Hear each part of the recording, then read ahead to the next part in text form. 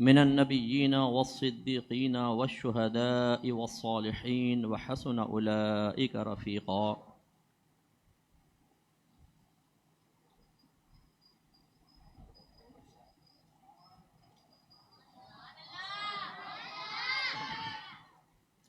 وقال تبارك وتعالى في مقام آخر: وصارعوا إلى مغفرة من ربكم وجنة عرضها السماوات والأرض أعدت للمتقين. صدق اللہ العظیم وصدق رسولہ النبی الکریم. جتنے بھی بھائی ٹہل رہے ہیں دائیں بائیں ہیں، میں سب سے گزارش کرتا ہوں کہ تھوڑی دیر ذرا خاموشی سے بیٹھ کر بیان سماعت فرمائیں. آپ بھی بیٹا بیٹھ جاؤ تو بڑی آپ کی مہربانی ہوگی. اب یہ فوٹو کا سلسلہ جب تک بیان چل رہا ہے اس ٹائم موقوف رکھیں. انشاءاللہ مختصر ہی بیان ہوگا، زیادہ طویل نہیں ہوگا. اگرچہ علامہ مفتی امجد صاحب نے فرمایا جتنا لمبا کر سکیں آپ کر لیں، لیکن انشاءاللہ میں ٹو دا پوائنٹ چند باتیں آپ کی خدمت میں گزارش کروں گا. لیکن یہ کسی بھی علمی محفل میں آپ علمی نکات سے اسی وقت مستفیض ہو سکتے ہیں کہ جب توجہ کامل طور پر بیان کی طرف ہو. اچھا، یہ ڈائس بہت اونچا ہے، یہ اگر ہٹ جائے ڈائس تو اچھا رہے گا. ڈائس ہٹا دیں. اس سامنے جتنے بیٹھے نا بیچارے،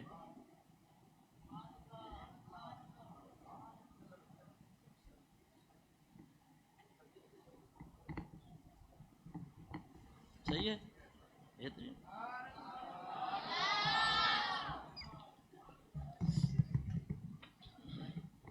جو کرسی ورسی نہیں ہے، کرسی ہے، کرسی ہے، جلدی سے جاؤ فٹافٹ. ناصر صاحب آ جائیں. ناصر بھائی آ جائیں. ایک دو درشی پڑھ دیجیے ذرا، میں کرسی منگا رہا ہوں تھوڑا سا.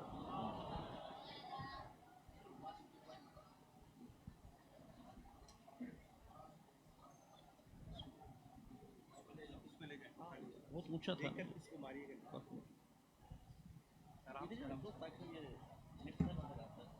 بس یہاں رکھیں. دیکھیے لائٹ ہے، لائٹ پہ آپ چل جاؤ. ہم سے جلدی آؤ، گیا اوپر اٹھا کے لاؤ.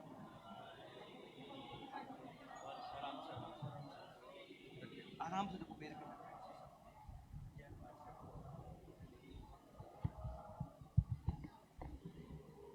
باتیں نہیں کرنی ہے بالکل، ٹھیک ہے.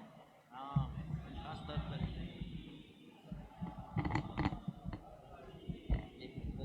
ہاں اب کرو.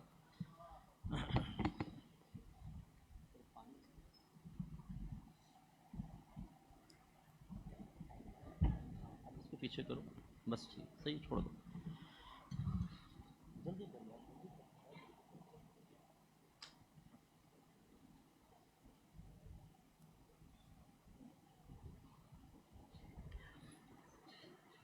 بسم اللہ الرحمن الرحیم.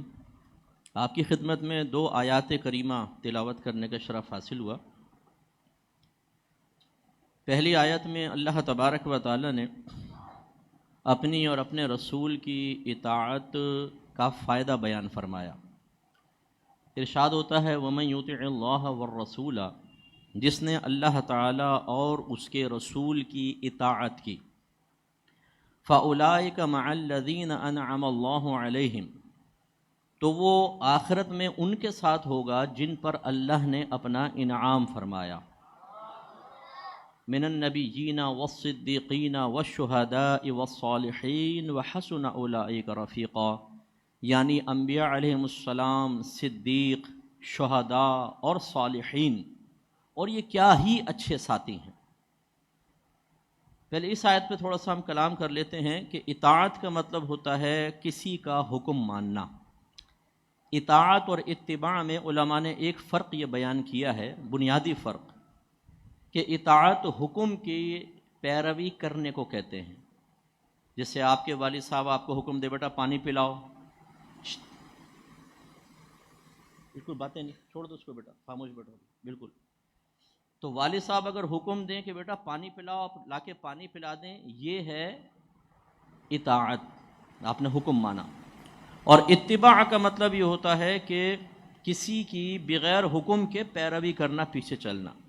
جیسے صحابہ کرام علیہم الرضوان نے نبی کریم صلی اللہ علیہ وسلم کی عملی زندگی کو بڑے قریب سے دیکھا، اور اگر کسی چیز کے بارے میں رحمت کونین صلی اللہ علیہ وسلم نے حکم نہیں بھی فرمایا تب بھی انہوں نے اس عمل کو اختیار کر لیا۔ یہ ہے اتباع۔ ویسے اطاعت اور اتباع ایک دوسرے کے معانی میں استعمال ہوتے رہتے ہیں، لیکن یہ اس میں بنیادی فرق ہے۔ اللہ تعالیٰ نے یہاں اتباع کا لفظ نہیں فرمایا بلکہ اطاعت کا فرمایا۔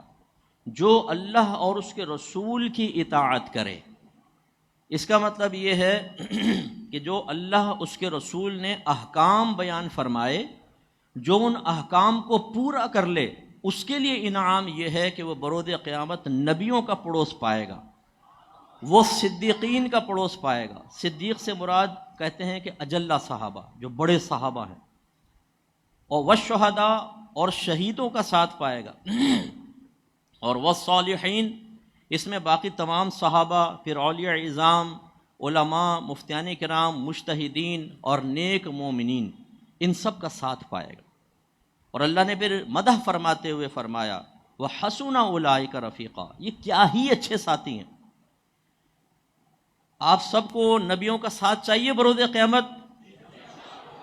جس کو نہیں چاہیے وہ نہیں بولے گا، ہاتھ نہ اٹھائیں لیکن زور سے بولیں، نبیوں کا ساتھ چاہیے، صدیقین کا، شہداء کا، صالحین کا۔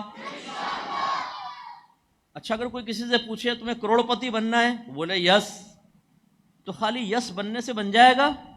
کیا کرنا ہوگا؟ کچھ کاروبار کرے، پیسہ جمع کرے، جوڑتے جوڑتے آخر وہ کروڑ پتی بنے گا۔ اگر میں کہوں آپ سب ڈاکٹر بننا چاہتے ہیں، آپ کہیں یس، تو فوراً ڈاکٹر بن جائیں گے؟ نہیں، آپ کو پوری میڈیکل کی تعلیم حاصل کرنی ہوگی۔ یہی انجینئر، یہی ڈاکٹر کا مسئلہ۔ اس کا مطلب ہے کہ مطیع و فرما بردار بن کر اگر آپ انعام حاصل کرنا چاہتے ہیں، نبیوں کا ساتھ چاہیے، صحابہ کا۔ پہلی بات کیا ہوگی کہ اطاعت، اور اطاعت کے لیے آپ کو احکام کی معرفت حاصل ہونی چاہیے۔ جس کو یہی نہیں پتا کہ اللہ اس کے رسول کا حکم کیا ہے، وہ اسے پورا کیسے کرے گا؟ اور جب پورا نہیں کرے گا تو مطیع و فرما بردار کیسے بنے گا؟ اور جب مطیع و فرما بردار نہیں بنے گا تو نبیوں کا پڑوس کیسے پائے گا؟ اس کا مطلب ہے کہ آپ کی خواہش پاکیزہ تو بہت اچھی ہے کہ ہاں ہمیں نبیوں کا پڑوس چاہیے، لیکن اس کے لیے پھر ہمیں کیا کرنا ہوگا؟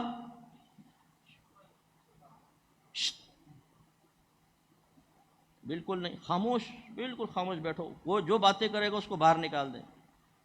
تو ہمیں احکام خداوندی اور احکام رسول کی پیروی کرنی ہوگی۔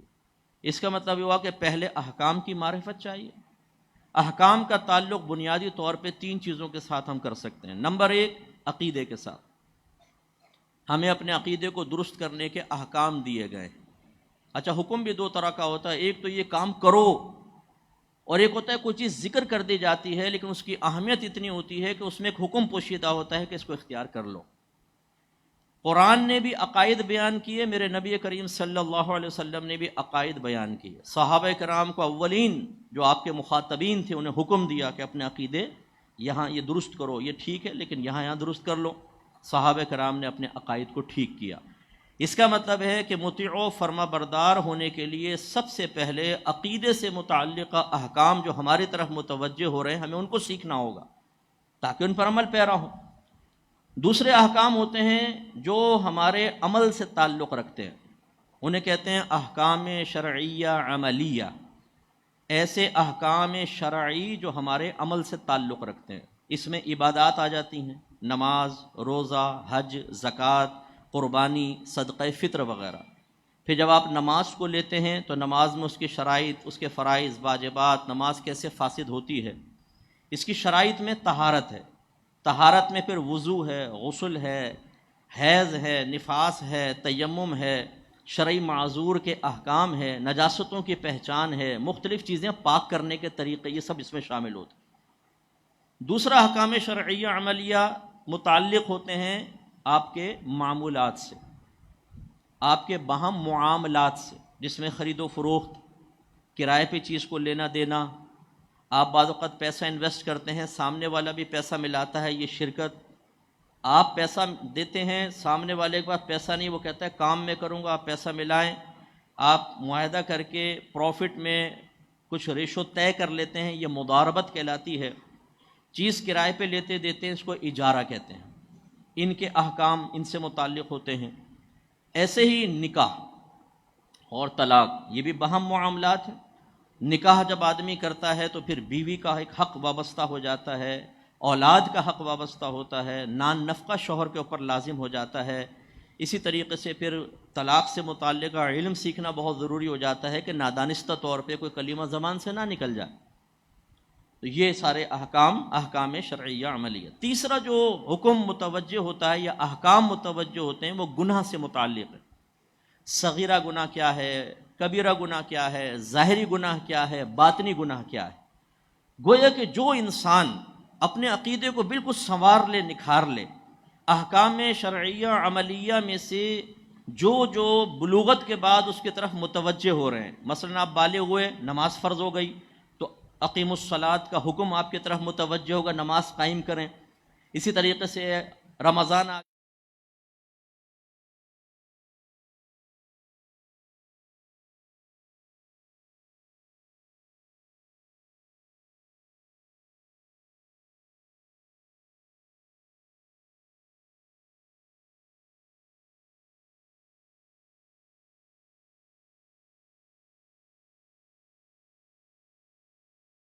متوجہ ہوں گے۔ آپ میں بہت سارے امپلائی ہوں گے باقاعدہ، جیسے حضرت کی اکیڈمی میں ٹیچر پڑھاتے ہیں، آپ باقاعدہ اجارہ طے کرتے ہیں، اجرت طے کرتے ہیں، اجارے کی شرائط طے کرتے ہیں۔ تو یہ اجارہ، اس کے احکام، تو اگر کسی نے ان تمام جو چیز اس کے ساتھ، جیسے آپ اگر اجارے کا کام، کوئی اجارے کا معاملہ کرتے ہیں تو اس کا علم سیکھنا فرض ہو جائے گا۔ اسی طرح جو آپ میں شادی شدہ ہیں یا شادی کی امید اپنے قلب میں رکھے ہوئے، خواہش کثیرہ قلب میں ہے کہ میں شادی شدہ ہو جاؤں، یہ تو پاگل سے بھی پوچھیں گے نا تجھے شادی کرنی ہے، وہ بھی شرما کے بولے گا ہاں کرنی ہے۔ تو اس کے احکام سیکھنا شادی سے پہلے لازم ہے۔ تو اگر کوئی یہ کر لیتا ہے تو اس کا مطلب ہے کہ وہ احکام شرعیہ عملیہ کے سلسلے میں بھی مطیع و فرما بردار ہو گیا۔ اسی طرح اگر کوئی صغیرہ کبیرہ گناہ کی معرفت، پھر ظاہری باطنی گناہ کی معرفت حاصل کر کے اپنے آپ کا اپنا تزکیہ نفس کر لیتا ہے، اپنے آپ کو ہر گناہ سے بچا لیتا ہے، تو گویا کہ گناہوں سے متعلق احکام بھی اس نے پورے کر دیے، اب یہ ہوگا مطیع و فرما بردار۔ اس کو تھوڑا سا میں اور آگے لے جاؤں۔ جائز 6 چیزیں ہوتی ہیں: فرض، واجب، سنت موقدہ، سنت غیر موقدہ، مستحب اور مباح۔ اور اس کے جسٹ اپوزٹ ناجائز 5 چیزیں: حرام، یہ فرض کے مقابل، مکروہ تحریمی، یہ واجب کا ترک، اساءت، یہ سنت موقدہ کا ترک، مکروہ تنزیہی، یہ سنت غیر موقدہ کا ترک، اور خلاف اولا، یہ مستحب کا خلاف۔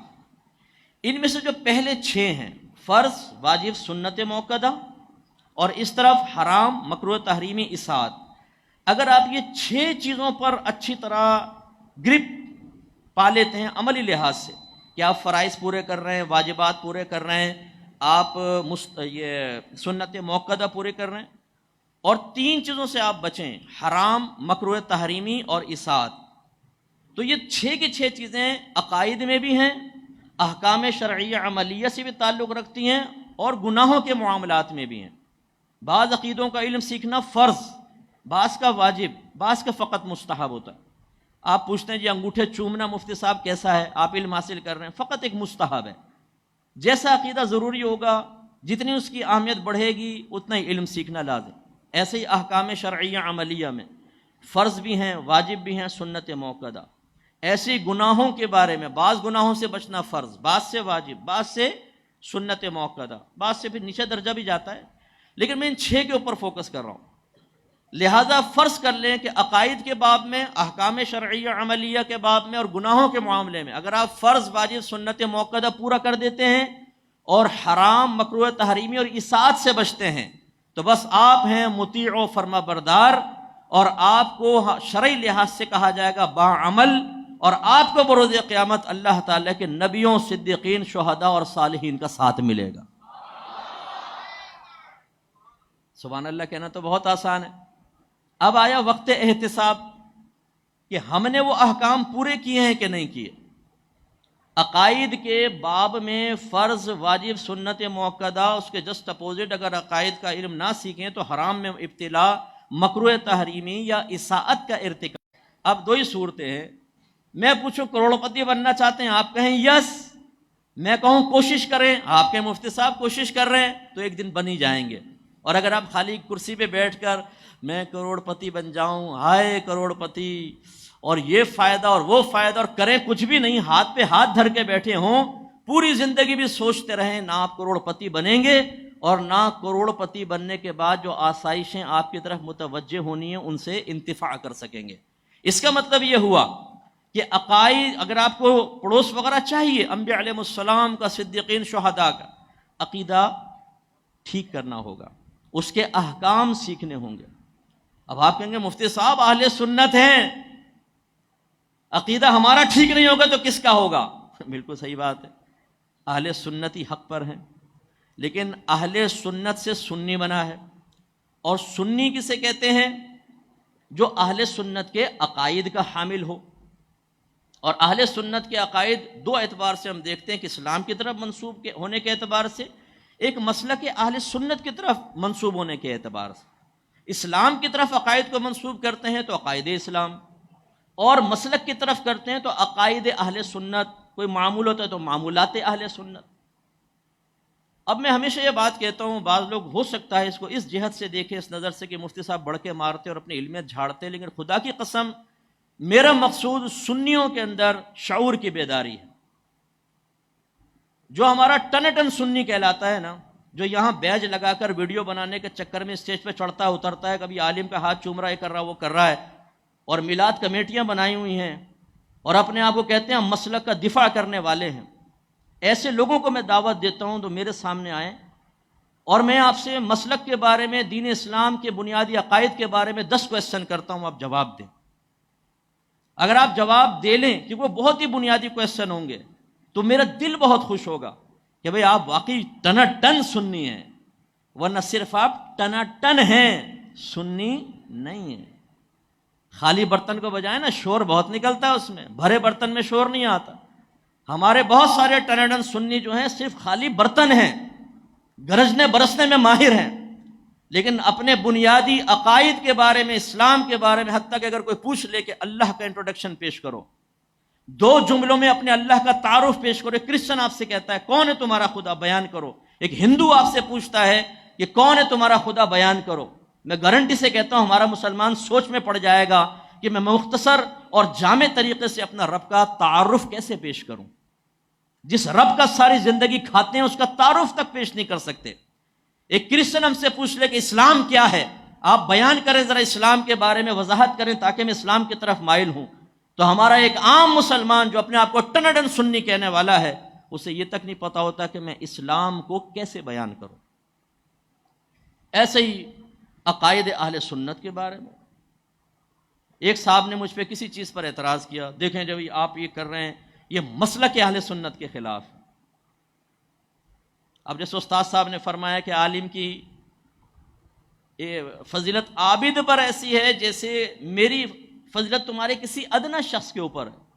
ابھی عوام الناس کو ہم نے چابیاں بھر بھر کے علماء کے خلاف کھڑا کر دیا، اس میں ہاتھ جوڑ کے معاشی کوئی برا نہ مانے، سب سے بڑا کردار اس میں خود ہمارے علماء کا ہے۔ جب میں ان کے مخالف ہو گیا تو میں یہ نہیں دیکھوں گا کہ میرا متبع ایک عالم دین کی کس طرح بے عزتی کر رہا ہے، کیسے اس کے زوال عزت کا سامان کر رہا ہے۔ مجھے اپنے مقاصد حاصل کرنے ہیں، میں اس کو بدگمان دوسرے عالم سے کر کے اس کے خلاف کھڑا کر کے یہ ان کی لیگ پولنگ بھی کرے گا، انہیں گالیاں بھی بکے گا، سوشل میڈیا پہ سب کرے گا۔ تو اس نوجوان نے مجھ سے کہا کہ جی آپ نے فلاں بات کہی، یہ مسلک کے خلاف ہے۔ اچھا وہ میں UK میں تھا، کافی دیر سے گفتگو چل رہی تھی، میں نے کہا اچھا بیٹا تم یہ بتاؤ بغیر کوئی کتاب دیکھیں مسلک کسے کہتے ہیں؟ تو مجھے جواب دیتا ہے کہ میں بھی ڈیوٹی پر ہوں، بعد میں بتاتا ہوں۔ آپ میں سے بہت سارے مسلک اعلیٰ حضرت مسلک، آئیے میرے پاس، مجھے بتائیں مسلک کہتے کس کو ہیں؟ میں آپ کو حقیقت دکھاتا ہوں، میں آپ کو آئینہ دکھاتا ہوں۔ 7ویں آسمان سے نیچے آئیے، اپنے آپ کو پہچانیے۔ ٹنڈن کہنے سے کوئی ٹنڈن نہیں بن جائے گا، سنی کہنے سے حقیقتاً پکا سنی انسان نہیں بن جائے گا جب تک کہ عقائد اہل سنت پر اس کو دسترس حاصل نہیں ہوگی۔ یہ جو مختلف اسکول آف تھاٹ بنے، کیوں بنے؟ عقائد کے اختلاف کی بنا پر بنے نا. یہ سنی ہے، یہ دیوبندی ہے، یہ وہابی ہے، یہ شیعہ ہے. کیوں بنے ہیں؟ جو اہل تشیع کا عقیدہ رکھتا ہے وہ شیعہ ہے، جو دیوبند کے عقائد رکھتے ہیں وہ دیوبند ہیں، جو وہابی عقائد رکھتے ہیں وہ وہابی ہیں، اور جو اہل سنت کے عقائد رکھتے ہیں وہ سنی ہیں. اس کا مطلب ہے بنیاد کیا ہے؟ عقیدہ. اور میں یہ بھی آپ کو گارنٹی سے کہتا ہوں، اگر میں عقیدے کی شرعی تعریف پوچھ لوں تو یہ ٹن ٹن بہت سارے سنی عقیدے کی شرعی تعریف تک نہیں بتا سکتے. اگر آپ کہتے ہیں مفتی صاحب چیلنج کر رہے ہیں، بیان ختم ہونے دیں، آپ کھانا کھانے بیٹھیں گے، کھانا خراب کرنے پہنچوں گا آپ کا. پہنچ جا بیٹا، آؤ آؤ ٹن ٹن سنیوں، آؤ میں آپ کو دعوت دیتا ہوں، آئیے اور سامنے بات کیجئے، اس سے مجھے خوشی ہوگی. اور اگر آپ بات کرنے کے قابل نہ سمجھیں، آپ کے دل میں خوف پیدا ہو، آپ سوچیں جائیں گے تو مفتی صاحب پکڑ نہ لے، عزت بچانے میں ہی عافیت ہے، پتلی گلی سے نکل جاؤ بھائی. تو میرے پیارے بھائیو، جو پتلی گلی کا راستہ دیکھتا ہے وہ کبھی کامل نہیں ہوتا. میں چاہتا ہوں ہمارا سنی کامل ہو. آپ کو عقیدے کے بارے میں تمام تر معرفتیں حاصل ہونی چاہیے. اگر آپ سے عقائد اسلام کے بارے میں کویسچن ہو، آپ اس کی بہترین وضاحت کر سکیں، آپ کو اس کی معرفت حاصل ہونی چاہیے. کوئی عقائد اہل سنت کے بارے میں کویسچن کرے، آپ کو اس کا انٹروڈکشن حاصل ہونا چاہیے. آپ نپے تلے الفاظ میں اس کو بیان کریں، اور کم از کم ایک دلیل کے ساتھ. اسی طرح معمولات اہل سنت کی اگر دلیل آپ سے طلب کی جائے کہ یہ کیا ہے اور کیوں کرتے ہیں، آپ اس کا جواب دیں. لیکن آج صورتحال کیا ہے؟ جیسے میں نے بتایا، کرسچن اگر ایک آ کے کہہ دیں مجھے مسلمان کر دو، تو ہمارا مسلمان اسے مسلمان کرنے کے بارے میں سوچے گا کہ کیسے کروں. تو سیدھے سیدھا راستہ بتائے گا، جاؤ گلی کے کونے پہ مسجد ہے، اس میں کمرے جاؤ گے نا تو ایک سامنے گزرا ہے، ادھر مولانا امجد علی خان صاحب قادری دامت برکاتہم العالیہ و مد ظلہ العالی تشریف فرما ہیں، وہ تمہیں مسلمان کریں گے. اگر ایک مرتد مسلمان ہونے آ جائے کہ یار میں نے ارتداد کر لیا، میں کلمہ گو تھا لیکن میں کفر کی طرف چلا گیا، مسلمان کرو، ہمیں نہیں پتا ہوتا اس کو مسلمان کرنے کی ریکوائرمنٹ کیا ہے. ایک کافر اصلی کو مسلمان کیسے کرتے ہیں اور ایک مرتد کو مسلمان کیسے کرتے ہیں، دونوں میں فرق ہوتا ہے. اگر آپ مرتد کو وہ ریکوائرمنٹ پوری نہ کریں کہ جو شریعت کا مطالبہ ہے، کلمہ بھی پڑھا دیں گے، وہ مسلمان نہیں ہوگا، یاد رکھیں، وہ کافر ہی رہے گا. یہ سیکھنا پڑے گا. اسی طرح معمولات اہل سنت، ابا جان سلام پڑھ رہے ہیں جھوم جھوم کے جمعے کی نماز کے بعد، بچہ پوچھے ابا یہ ہم کیوں پڑھتے ہیں؟ اردو میں کھڑے ہو کر، اجتماعی طور پہ ہاتھ باندھ کر، آنکھیں بند کر کے اردو میں. تو ابا جواب دینے کی صلاحیت نہیں رکھتا، وہ کنپٹی پر کونی مارتا. بچے نے پوچھا ابا ہم نیاز کیوں کرتے ہیں؟ بیٹا دادا نانی کو دیکھا تھا نیاز کرتے، وہ بھی ہم بھی کرتے ہیں. ابا کرتے کیوں ہیں؟ تو ابا کہے گا کن کے ساتھ بیٹھنے لگا ہے، عقیدہ تو نہیں بدل لیا کمبخت، کان مڑوڑا، دو چماٹے لگائے. یہ بھرپور دلیل فراہم کی ابا نے، عبارت النص سے استدلال کیا ہے، اشارت النص سے، دلالت النص سے، اقتضاء النص، 4 تھپڑوں کے اندر ہر طرح کا استدلال شامل ہے. نیاز سامنے کیوں رکھتے ہیں ابا جان؟ تھوڑا سا کھانا آپ سامنے رکھ لیتے ہیں، باقی دیگ میں پڑا ہوا ہے. بیٹا برکت کے لیے. تو باقی نے کیا بگاڑا تھا؟ نہیں بیٹا وہ برکت خود بخود وہاں پہنچ جاتی ہے. تو ابا اس کو سامنے رکھنے کی ضرورت کیا تھی؟ ویسے ہی پہنچ جاتی. ابے کمبخت بڑے سوال کر رہا ہے، ناک پہ مکہ. یہ ہے ہمارا مسلک سکھانے کا طریقہ کار. جو گھر کا سرپرست ہے، جو اپنے آپ کو پکا سنی کہنے والا ہے، اس کی بیوی سے کویسچن کر کے دیکھیں، اس کی بیوی کو مسلک کے بارے میں کچھ نہیں پتا.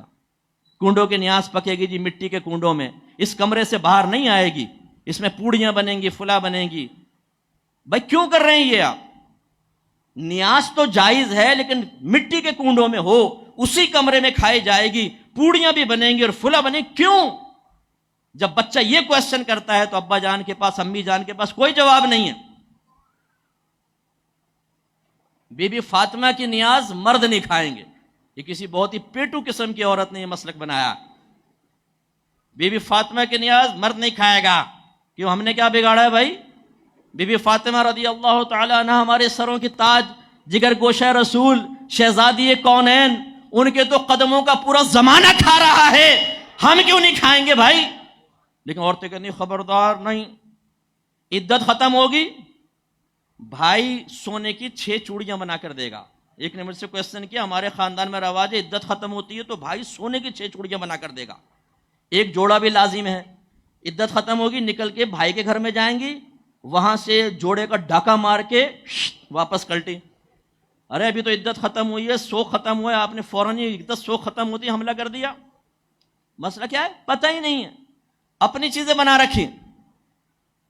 اب یہ کویسچن کریں کچھ ہے تقدیر کا. اگر میں آپ سے مسئلہ پوچھ لوں، نبی کریم نے فرمایا دعا تقدیر کو رد کر دیتی ہے، لیکن مسلم اصول ہے کہ تقدیر مبرم کبھی نہیں بدلتی، حتیٰ کہ انبیاء علیہ السلام بھی اس کے خلاف دعا کرنے لگیں تو اللہ تبارک و تعالیٰ انہیں دعا کرنے سے ہی روک دیتا ہے. میرے آقا صلی اللہ علیہ وسلم نے فرمایا میں نے اللہ سے 3 دعائیں مانگی، 2 قبول کر لی گئیں اور تیسری سے مجھے منع کر دیا گیا. اور تیسری کیا تھی؟ میری امت میں آپس میں اختلاف پیدا نہ ہو. اب آپ تطبیق پیدا کریں. نبی کریم فرما رہے ہیں کہ دعا سے تقدیر بدل جاتی ہے، اور تقدیر مبرم کے بارے میں بنیادی اصول ہے کہ نبی بھی اس کے خلاف دعا کرنے لگے وہ تبدیل ہوتی نہیں ہے، تو اللہ تعالیٰ نبیوں کو بھی روک دیتا ہے. تقدیر کی کتنی اقسام ہیں پتہ ہے ہمیں؟ میں نے ایک دفعہ تقدیر کا بیان کیا، ایک شخص نے کہا کہ مفتی صاحب 70 سال کی عمر ہو گئی، سفید داڑھی ہو گئی ہے، آج پہلی مرتبہ تقدیر کا مسئلہ سمجھا ہے میں نے. آپ سب حنفی ہیں کہ نہیں ہیں؟ امام اعظم ابو حنیفہ رضی اللہ تعالیٰ عنہ کے مقلد ہیں کہ نہیں ہیں؟ مانتے نا حنفی طریقے سے نماز پڑھتے ہیں آپ، ہاتھ باندھ کر اور باقاعدہ حنفی طریقے سے. اب اگر میں آپ سے پوچھوں تقلید کسے کہتے ہیں؟ تقلید مطلق کیا ہے؟ تقلید شرعی کیا ہے؟ تقلید شخصی کی شرعی حیثیت کیا ہے؟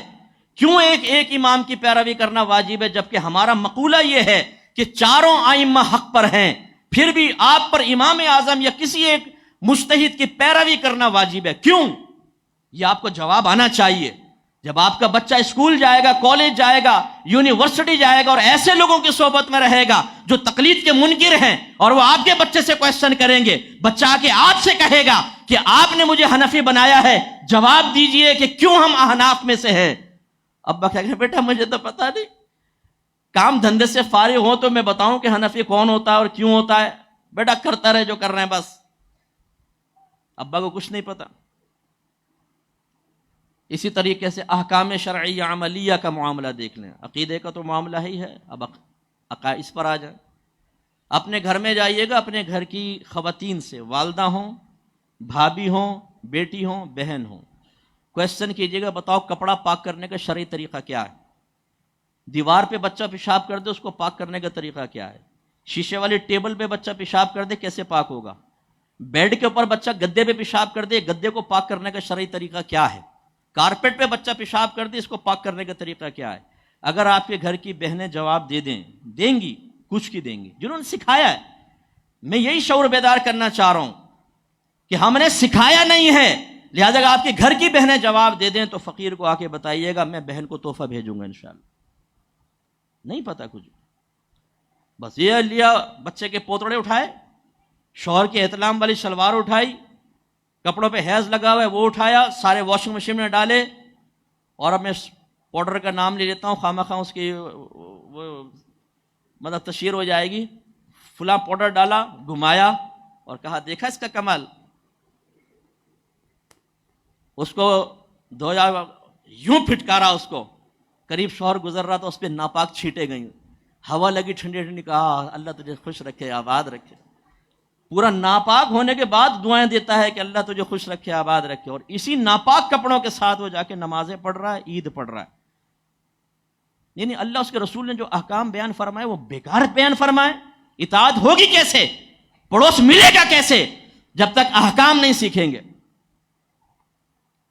نماز ہم نے کیسے سیکھی ہے جی؟ مسجد میں آئے، خاص طور پہ بچے، اب تو خیر اچھا رجحان ہو گیا ماشاءاللہ، مدارس بھی ہیں سکھا بھی رہے ہیں، لیکن پھر بھی بہت بڑی تعداد وہ ایسی آئے. ایک بابا جی کو دیکھا، یہ تکبیر لگا، بچے نے کہا بھی آسمان کو دیکھنا ہوتا ہے. ایک نے یوں تکبیر لگائی، نیچے منہ کر کے تکبیر لگائی، بچے نے کہا بھی ٹھیک ہے.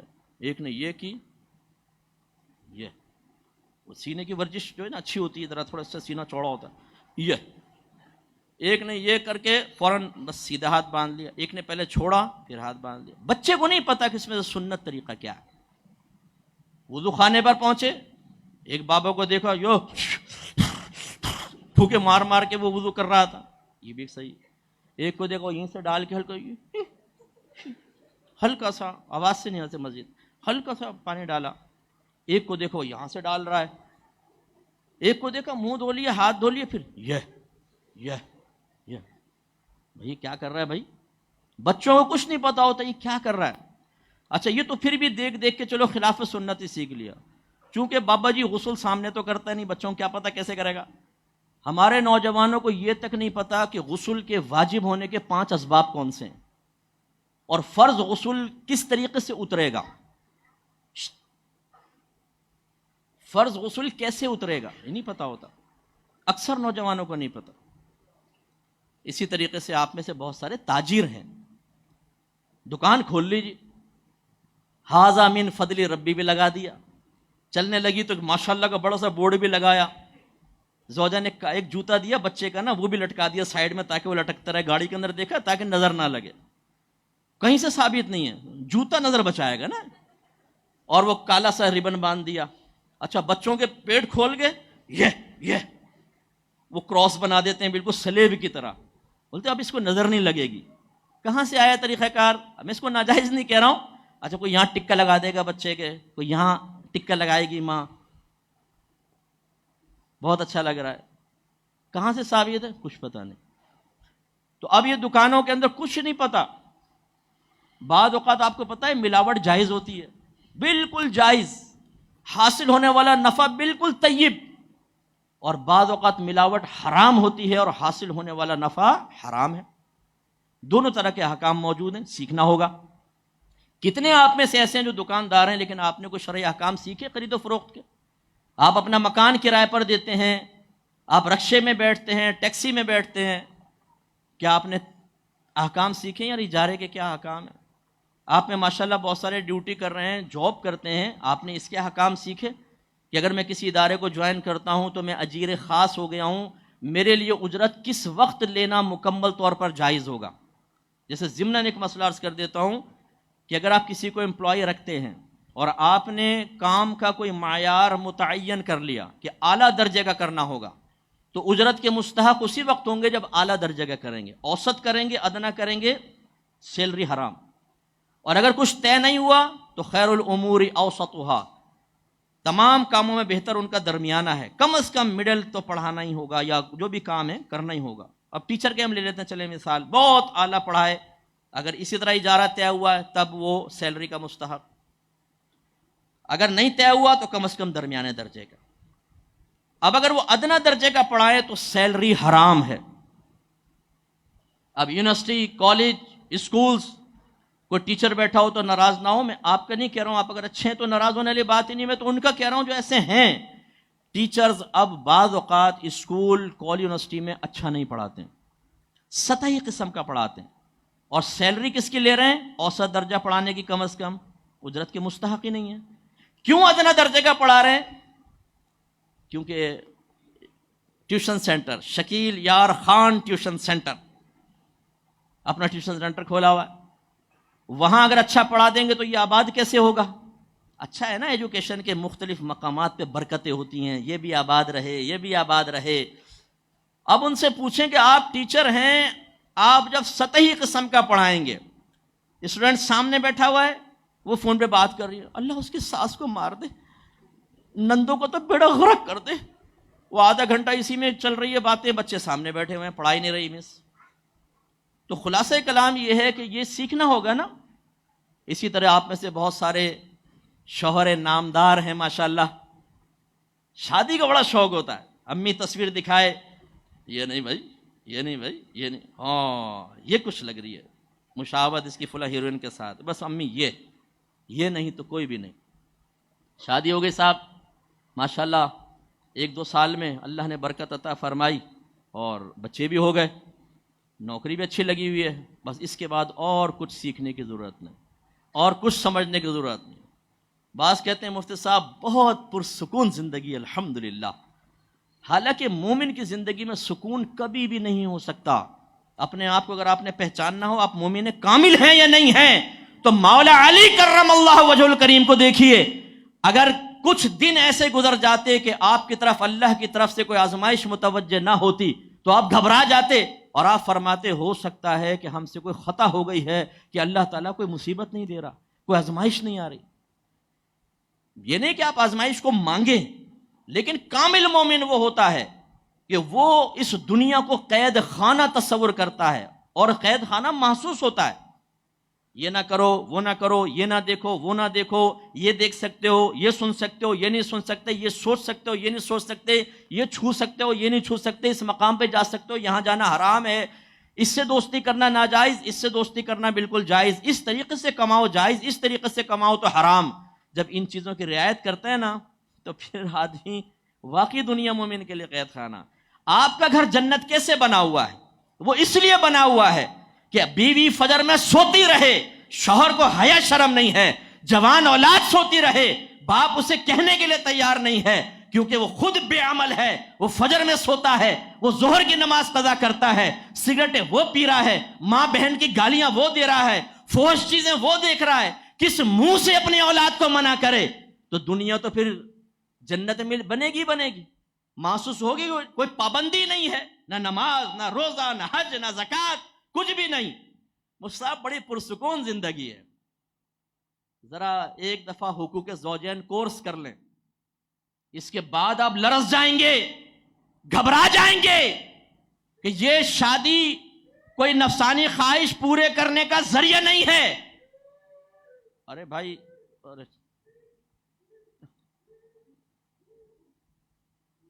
تھوڑا سا آہستہ آواز سے کر لے تو مہربانی. تو یاد رکھیے کہ یہ شادی کا مطلب یہ نہیں ہے کہ آپ کو ایک بیوی مل گئی، نفسانی خواہشات کی تکمیل کا ذریعہ مل گیا حلال طریقے سے، آپ کو مفت کی نوکرانی مل گئی، ویسے نوکرانی رکھے تو 6,000 5,000 میں وہ بیچاری ڈسٹنگ بھی کر رہی ہے، سب کچھ کر رہی ہے، بچے پیدا ہو گئے، جی ہمارے خاندان کا نام آگے چلے گا، اس لیے شادی ہوتی ہے. یہ تو ضمنی فوائد ہیں جو اللہ تبارک و تعالیٰ نے اس میں رکھے ہیں. اصل میں جب ہم شادی کرتے ہیں تو ایک بھاری ذمہ داری اپنے سر پہ لیتے ہیں. اللہ تعالیٰ نے فرمایا یا ایھا الذین آمنوا قوا انفسکم واہلکم نارا وقودها الناس والحجارہ، اے ایمان والو اپنے آپ کو اور اپنے گھر والوں کو جہنم کی اس آگ سے بچاؤ جس کا ایندھن آدمی اور پتھر ہیں. اپنے آپ کو جہنم کی آگ سے بچانے کا مطلب کیا ہے؟ علم دین سیکھو، گناہ سے بچو، نیک اعمال کرو جو میں نے ابھی آپ کو بتایا، علم سیکھیں، فرض واجب سنت موقدہ پورا کریں، حرام مکروہ تحریمی اصاعت سے بچیں.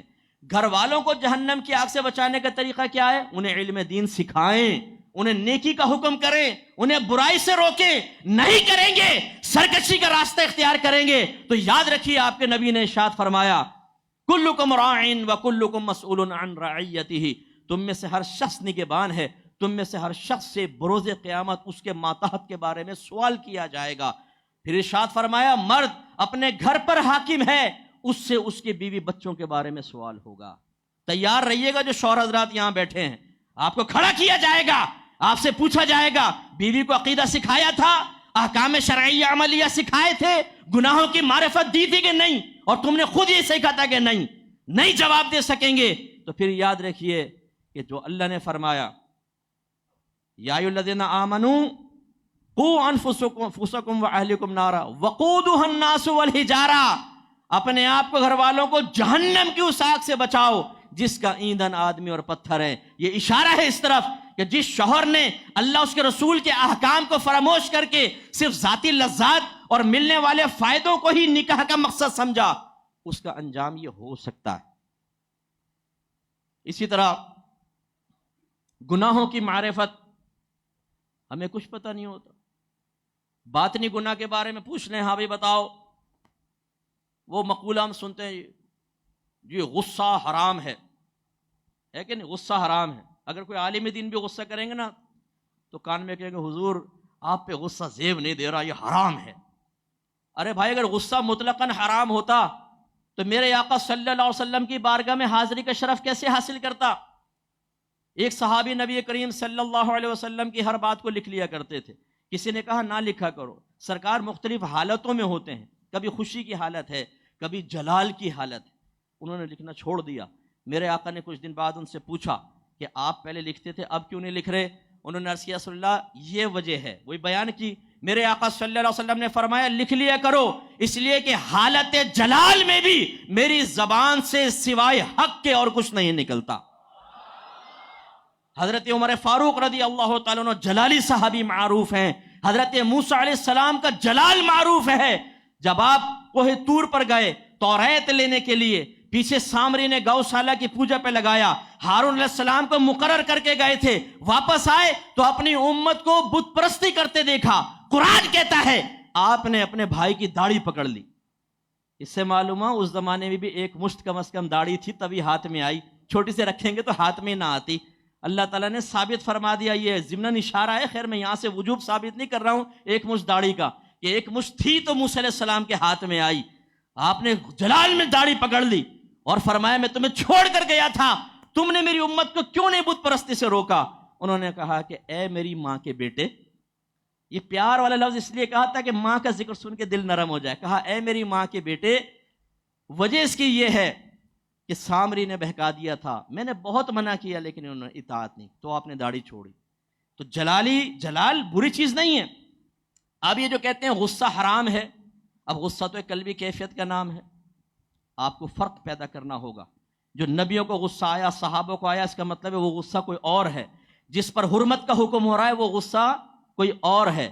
پھر غصے کی دو صورتیں ہیں، ایک صرف قلب تک محدود رہنا، وہ چاہے ذات کی خاطر آئے اللہ کے لیے آئے، وہ دل میں ہے، اور ایک ہے اس کو ظاہر کر دینا، سامنے والے کو جیسے مارنا، پیٹنا، گھور کر دیکھنا، سخت الفاظ کہنا.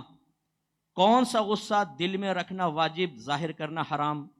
اور کون سا غصہ دل میں رکھنا حرام، ظاہر کرنا واجب؟ کیا ہمارے نوجوانوں کو یہ معرفت حاصل ہے؟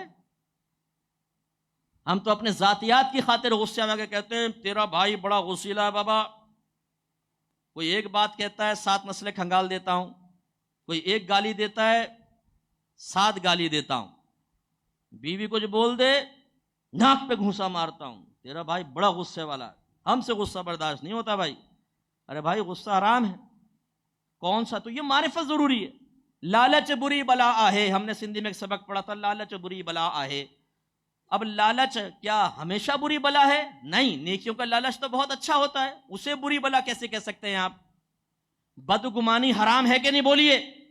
ہے؟ نہیں، مطلقاً حرام نہیں ہے. بعض اوقات تو بدگمانی کرنا واجب ہو جاتا ہے. اگر بیوی مشکوک حالت میں ہے، اولاد مشکوک حالت میں ہے، شاگرد مشکوک حالت میں ہے، مرید مشکوک حالت میں ہے، تو شوہر کو، باپ کو، شیخ کو، پیر صاحب کو اپنے مرید سے بدگمانی واجب ہو جاتی ہے. کہ بدگمانی ہی وہ پہلا زینہ ہوتا ہے جو اصلاح کی طرف لے کے جاتا ہے. علم سیکھیں گے تو پتہ چلے گا نا. بیٹا میں کر لوں بیان، یہ تمہاری فوٹو امپورٹنٹ ہے. آپ کے لیے بیان ضروری نہیں ہے، اس کا مطلب شادی شدہ نہیں ہو گیا. تو خلاصہ کلام یہ ہے کہ اب یہ ہمیں کیا معرفت حاصل ہے؟ آپ بھائی تکبر، متکبر جہنم میں جائے گا نہیں جائے گا؟ تکبر حرام ہے، لیکن میں ثابت کر سکتا ہوں تکبر کرنا بعض اوقات واجب بھی ہو جاتا ہے، کرنا پڑتا ہے تکبر. میرے آقا صلی اللہ علیہ وسلم جب صلح حدیبیہ کے بعد اگلے سال عمرہ کرنے کے لیے تشریف لے گئے، سرکار کو اطلاع ملی کہ کفار یہ کہہ رہے ہیں کہ مدینے کی فضا مہاجر صحابہ کو راس نہیں آئی، اس لیے وہ دبلے پتلے ہو گئے ہیں. میرے آقا صلی اللہ علیہ وسلم نے صحابہ کرام سے فرمایا پہلے 3 چکر اکڑ کر ایک متکبرانہ چال کے ساتھ قائم کرو. 3 چکر صحابہ نے اکڑ کر چلے ہیں، اور اللہ تعالیٰ نے ان کے، حالانکہ جسم بعضوں کے نحیف و نازار تھے، لیکن یہ علماء کہتے ہیں اللہ نے ان کو پرہیبت بنا دیا. جو اطراف میں کفار دیکھ رہے تھے ان کے قلوب پر رعب اور دبدبہ طاری ہو گیا. اب علت ختم ہو گئی، وہاں کوئی کافر نہیں ہے، لیکن اللہ تعالیٰ نے اپنے محبوب کی ادا کو قیامت تک باقی رکھا ہے. آپ کو بھی پہلے 3 چکروں میں متکبرانہ چال چلنا سنت ہے. اسی طریقے سے متکبر کے توڑ کے لیے اس کے سامنے تکبر کرنا واجب ہوتا ہے. اگر ہمارے علماء سیٹھوں کے ہاتھ چومنے لگے نا، جو علماء کو ایک سیٹ نے میرے سامنے جملہ کہا، اللہ کا بڑا کرم ہے کہ میں اللہ کی رضا کی خاطر دوستی کرتا ہوں، اللہ کی خاطر دشمن. وہ اس کا جملہ، وہ دن آج کا دن، آج تک میں اس کی طرف دیکھا تک نہیں. اس نے میرے سامنے جملہ بولا، میں چاہوں تو 500 علماء میرے سامنے کھڑے ہو جائیں. ارے تمہاری اوقات کیا ہے؟ تمہیں اگر اللہ نے پیسہ دیا تو اس کا مطلب یہ ہے کہ تم پیسے کو بنیاد بنا کر علماء کو خرید لو گے. لیکن اس نے یہ جملہ کیوں کہا؟ اس لیے کہ حضرت مالک بن دینار رحمت اللہ علیہ نے اس کی طرف اشارہ کیا کہ جب ہم نے امیروں کے گھروں میں آنا جانا شروع کیا تو انہوں نے ہمیں رومال کی طرح بنا لیا. حالانکہ آپ تو نہیں جاتے تھے نا. وہ سمجھا رہے اپنے زمانے کے علماء کو کہ جب سیٹوں کے سامنے ہاتھ جوڑ کے کھڑے ہوگے, جب چند ٹکے وہ دیں گے ان کے ہاتھ چومنا شروع کر دو گے, ان کی فرما برداری کرو گے, ان کے جائز اور ناجائز کے اندر ہاں میں ہاں ملاؤ گے, تو وہ یہی جملے نکالیں گے کہ 500 علماء میرے سامنے کھڑے کر سکتا ہوں, مجھے کوئی فرق نہیں پڑتا. تو یہ ہمارے علماء نے بھی اپنا وقار گرایا ہے. مفتی منیب الرحمان صاحب فرمانے لگے, ایک کنٹری میں نام لے لیتا ہوں, اس کے ایک عالم کو میں نے خود دیکھا کہ وہ ایک سیٹ کا ہاتھ چوم رہا تھا. کیوں؟ اس سیٹ نے فنڈ دیا ہوگا تو ہاتھ چوم رہا ہے. یہ ہم لوگوں نے دین کو ذلیل کر دیا ہے, ہم نے دین کو بدنام کیا ہے. پیسے والے کے سامنے اگر ایک صاحب علم عاجزی اختیار کرے, وہ اپنے آپ کو تو ذلیل کرتا ہے, وہ دین کو بھی ذلیل کرتا ہے. لیکن اس کا مطلب یہ نہیں ہے کہ ہر سیٹ ایسا ہوتا ہے. میں نے ارب پتی دیکھے, ہمارے ایک عقیدت مند ریاض میں ہوتے ہیں, وہ جب ملتے ہیں یقین کرے کہ میں صوفے پہ بیٹھا ہوں, وہ قدموں میں آ کے بیٹھ جاتا. اب مجھے اس سے مطلب بہت جھجک محسوس ہوتی ہے. میں کہتا ہوں بھائی اوپر بیٹھ جاؤ. نہیں مفتی صاحب میں یہیں بیٹھوں. میں اپنی اکیڈمک رجسٹریشن کے لیے آفس میں گیا, وہ مجھے پہلا شخص ملا. سامنے جو کرسی تھی نیچے رکھی ہوئی تھی, اس کی کرسی تھوڑی اونچی تھی. میں پہنچا, وہ کھڑا ہو گیا اور دوسری کرسی پہ بیٹھا, اور اس نے کہا مفتی آج تک ایک ہی وقت میں کام نہیں ہوتا کسی کا, چھوڑ جائیں کافی ٹائم لگتا ہے, ابھی آپ کا کام کراؤں گا. اس نے کرا کے ہاتھ میں دے دی جائیے. اسی طرح بہت سارے لوگ ہوتے ہیں عاجزی پسند ہوتے ہیں. میں ہر ایک کو برا نہیں کہہ رہا ہوں, میں ان کو کہہ رہا ہوں کہ جو تکبر رکھتے ہیں ان کے سامنے عاجزی کا مطلب ہے اپنے آپ کو تباہ کرنا. میرے آقا نعمت امام اہل سنت رضی اللہ تعالیٰ عنہ ایک شخص سے ملنے جاتے تھے, گئے, باتیں چل رہی تھیں, تو ان کا ایک محسوس کر لیا لیکن کچھ کہا نہیں. پھر وہ صاحب ملنے کے لیے آئے, اعلیٰ حضرت چرپائی پہ بیٹھے ہوئے تھے, وہ سامنے اعلیٰ حضرت کا حجام آیا, نائب. تو اس نے آ کے ادھر ادھر دیکھنے لگے, تو اعلیٰ حضرت نے فرمایا, نام شاید امام بخش تھا غالباً یا رحیم بخش. رحیم بخش بھائی کھڑے کیوں ہیں, ادھر بیٹھیے نا. سیٹ کے ساتھ بٹھا دیا. سیٹ کھڑا ہو گیا, پھوں پھوں کرتا ہوا وہاں سے نکل گیا. کافی عرصے تک نہیں آیا, تو اعلیٰ حضرت نے فرمایا فلاں آدمی نہیں آتا. اب پھر خود ہی فرمایا کہ ہم بھی نہیں چاہتے کہ وہ ہمارے ساتھ ملے, اس لیے کہ اس کے دل میں تکبر, اور میں ایسے شخص سے ملنا پسند نہیں کرتا. تو اب بعض اوقات تکبر کرنا جائز, بعض اوقات نہیں. جتنے یہاں شوہر حضرات بیٹھے ہیں جو بیوی کے سامنے سلطان رائی یا مصطفیٰ قریشی کا کردار ادا کرتے ہیں بغیر گنڈاسے کے, وہ ذرا توجہ کریں. بیوی کمزور مخلوق آپ کے تابع کی ہے, پتہ نہیں حاکم ہونے کا کون سا تکبر ہمارے دل میں ہے.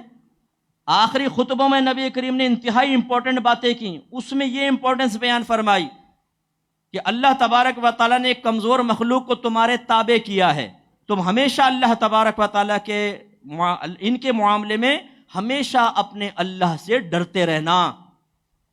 لیکن ہمارے ہاں چھوٹی چھوٹی بات پر بیوی کو گالیاں بکنا, برا بھلا کہنا, وہ سارا دن کپڑے دھوئے, وہ مہمانوں کے لیے 14 مہمانوں کا کھانا بنائے, وہ بچوں کو سنبھالے, بچوں کی گندگیوں میں اپنے ہاتھ ڈالے, کبھی پیشاب دھو رہی ہے, کبھی پوٹی دھو رہی ہے, سارے کام کر رہی ہے, اور ان کا مزاج اتنا اونچا ہوتا ہے, اونچی ناک ایسی اونچی ہوتی ہے کیونکہ شرعی احکام نہیں سیکھے.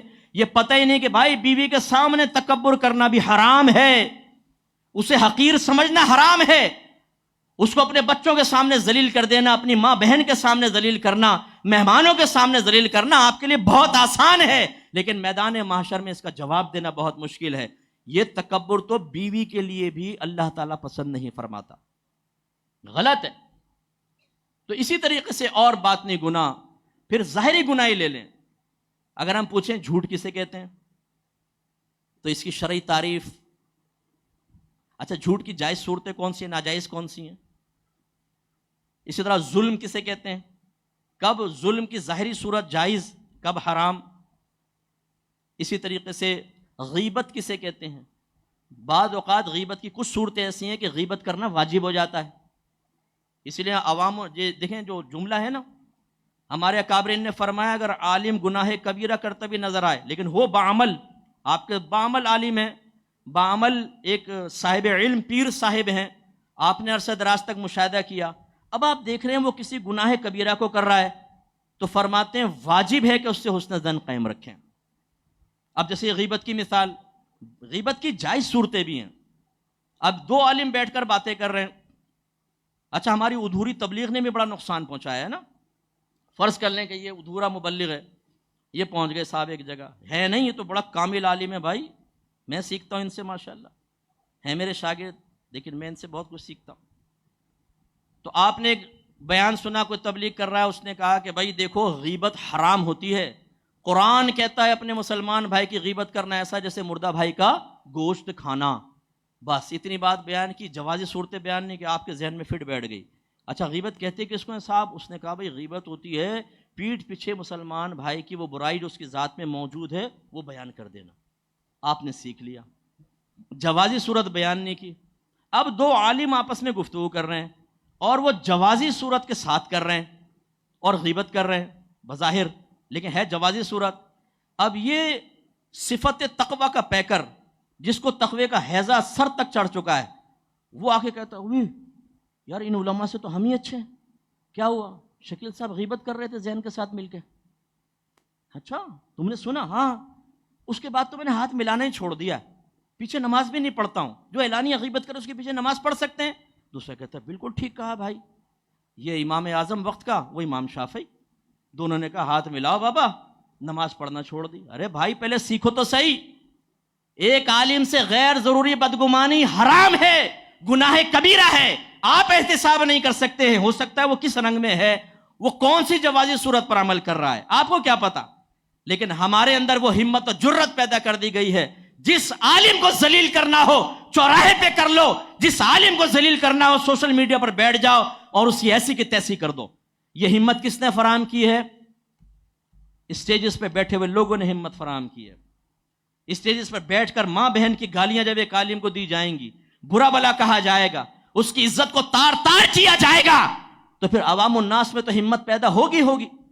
حالانکہ اتنا بڑا گناہ کبیرہ ہے، یاد رکھیں۔ بخاری کی روایت ہے العلماء ورثۃ الانبیاء، علماء نبیوں کے وارث ہیں، جیسے نبی کی توہین بری ہے ایسے اس کے وارث کی غیر ضروری توہین بری ہے۔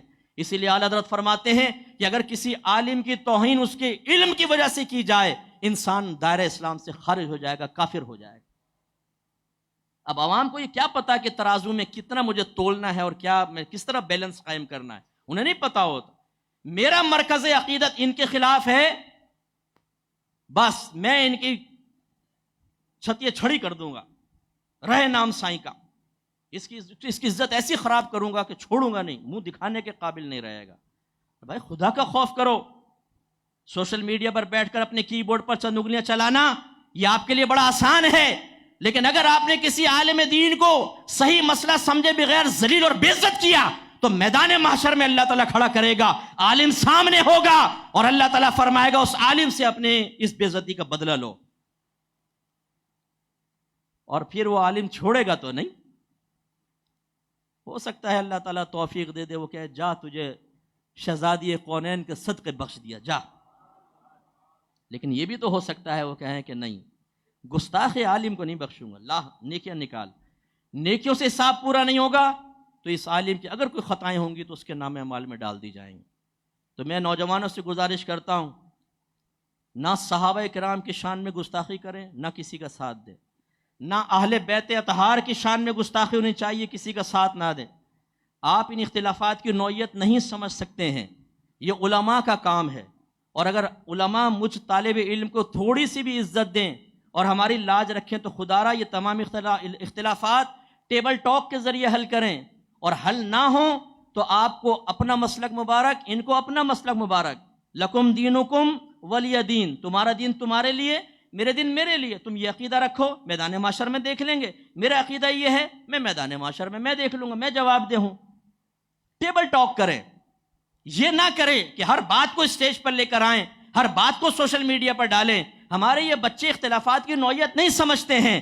ہو سکتا ہے کہ عالم اختلاف کرے تو لمیٹیشن کا خیال رکھ کے کرے، وہ شرعی حدود کا خیال رکھ کر کرے۔ عوام الناس کو شرعی حدود نہیں پتہ ہوتی، وہ اس کو کراس کر جاتے ہیں، کراس کریں گے تو ایمان بھی جائے گا اور آخرت بھی برباد ہوگی۔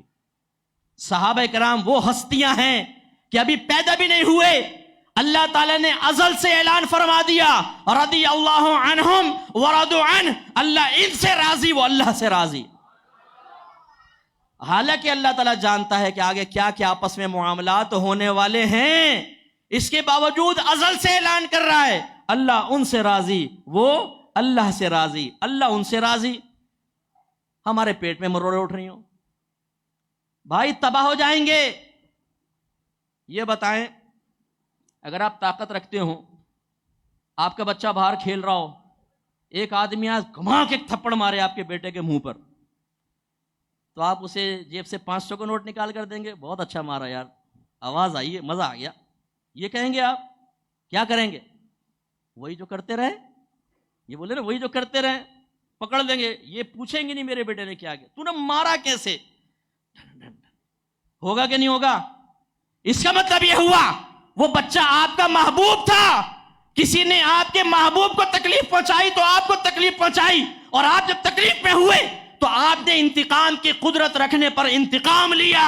جو اللہ کے محبوبوں کی شان میں گستاخی کرے تو اس نے اللہ کو غضبناک کیا، اور جو اللہ کو غضبناک کرے گا وہ اپنا انجام آخرت میں دیکھ لے۔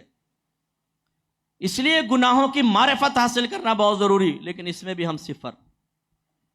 لیکن آپ سب کو نبیوں کا ساتھ چاہیے بھائی، بولیے، صدیقین کا چاہیے، شہداء کا چاہیے، صالحین کا چاہیے، واہ بھائی واہ، ماشاءاللہ ماشاءاللہ۔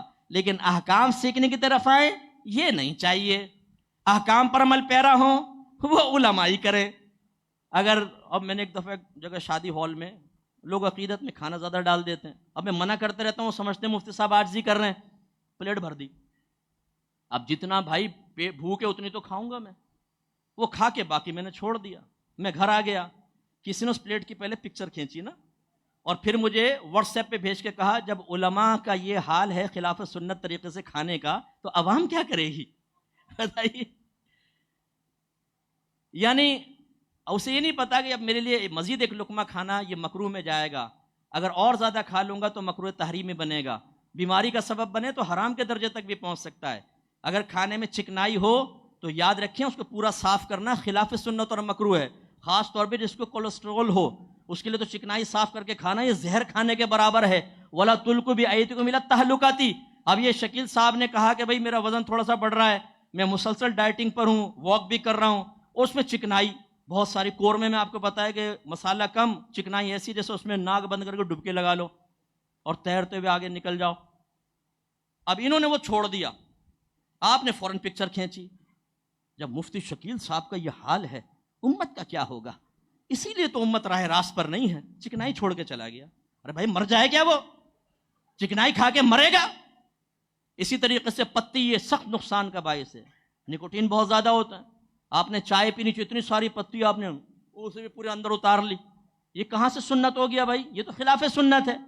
اس لیے میں آپ کو سمجھا رہا ہوں کہ عالم سمجھتا ہے مجھے کیا کرنا ہے کیا نہیں کرنا، ہم احتساب نہیں کر سکتے، ہم سے مراد عوام میں کہہ رہا ہوں، تو خدا را اپنا احتساب کریں۔ دوسرے کی آنکھ کا ہمیں تنکا نظر آ جاتا ہے، اپنی آنکھ کا شاہتیر نظر نہیں آتا۔ استاد صاحب نے حدیث بڑی بروقت بیان کی ہے، نبی کریم فرما رہے کہ عابد کی، عالم کی عابد پر ویسی ہی فضیلت ہے جیسے میری تمہارے کسی ادنا پر ہے، اور ادنا کو اعلیٰ کا احتساب کرنے کی اجازت نہیں ہوتی ہے، نہیں کریں، علماء کو کرنے دیں، علماء کریں گے۔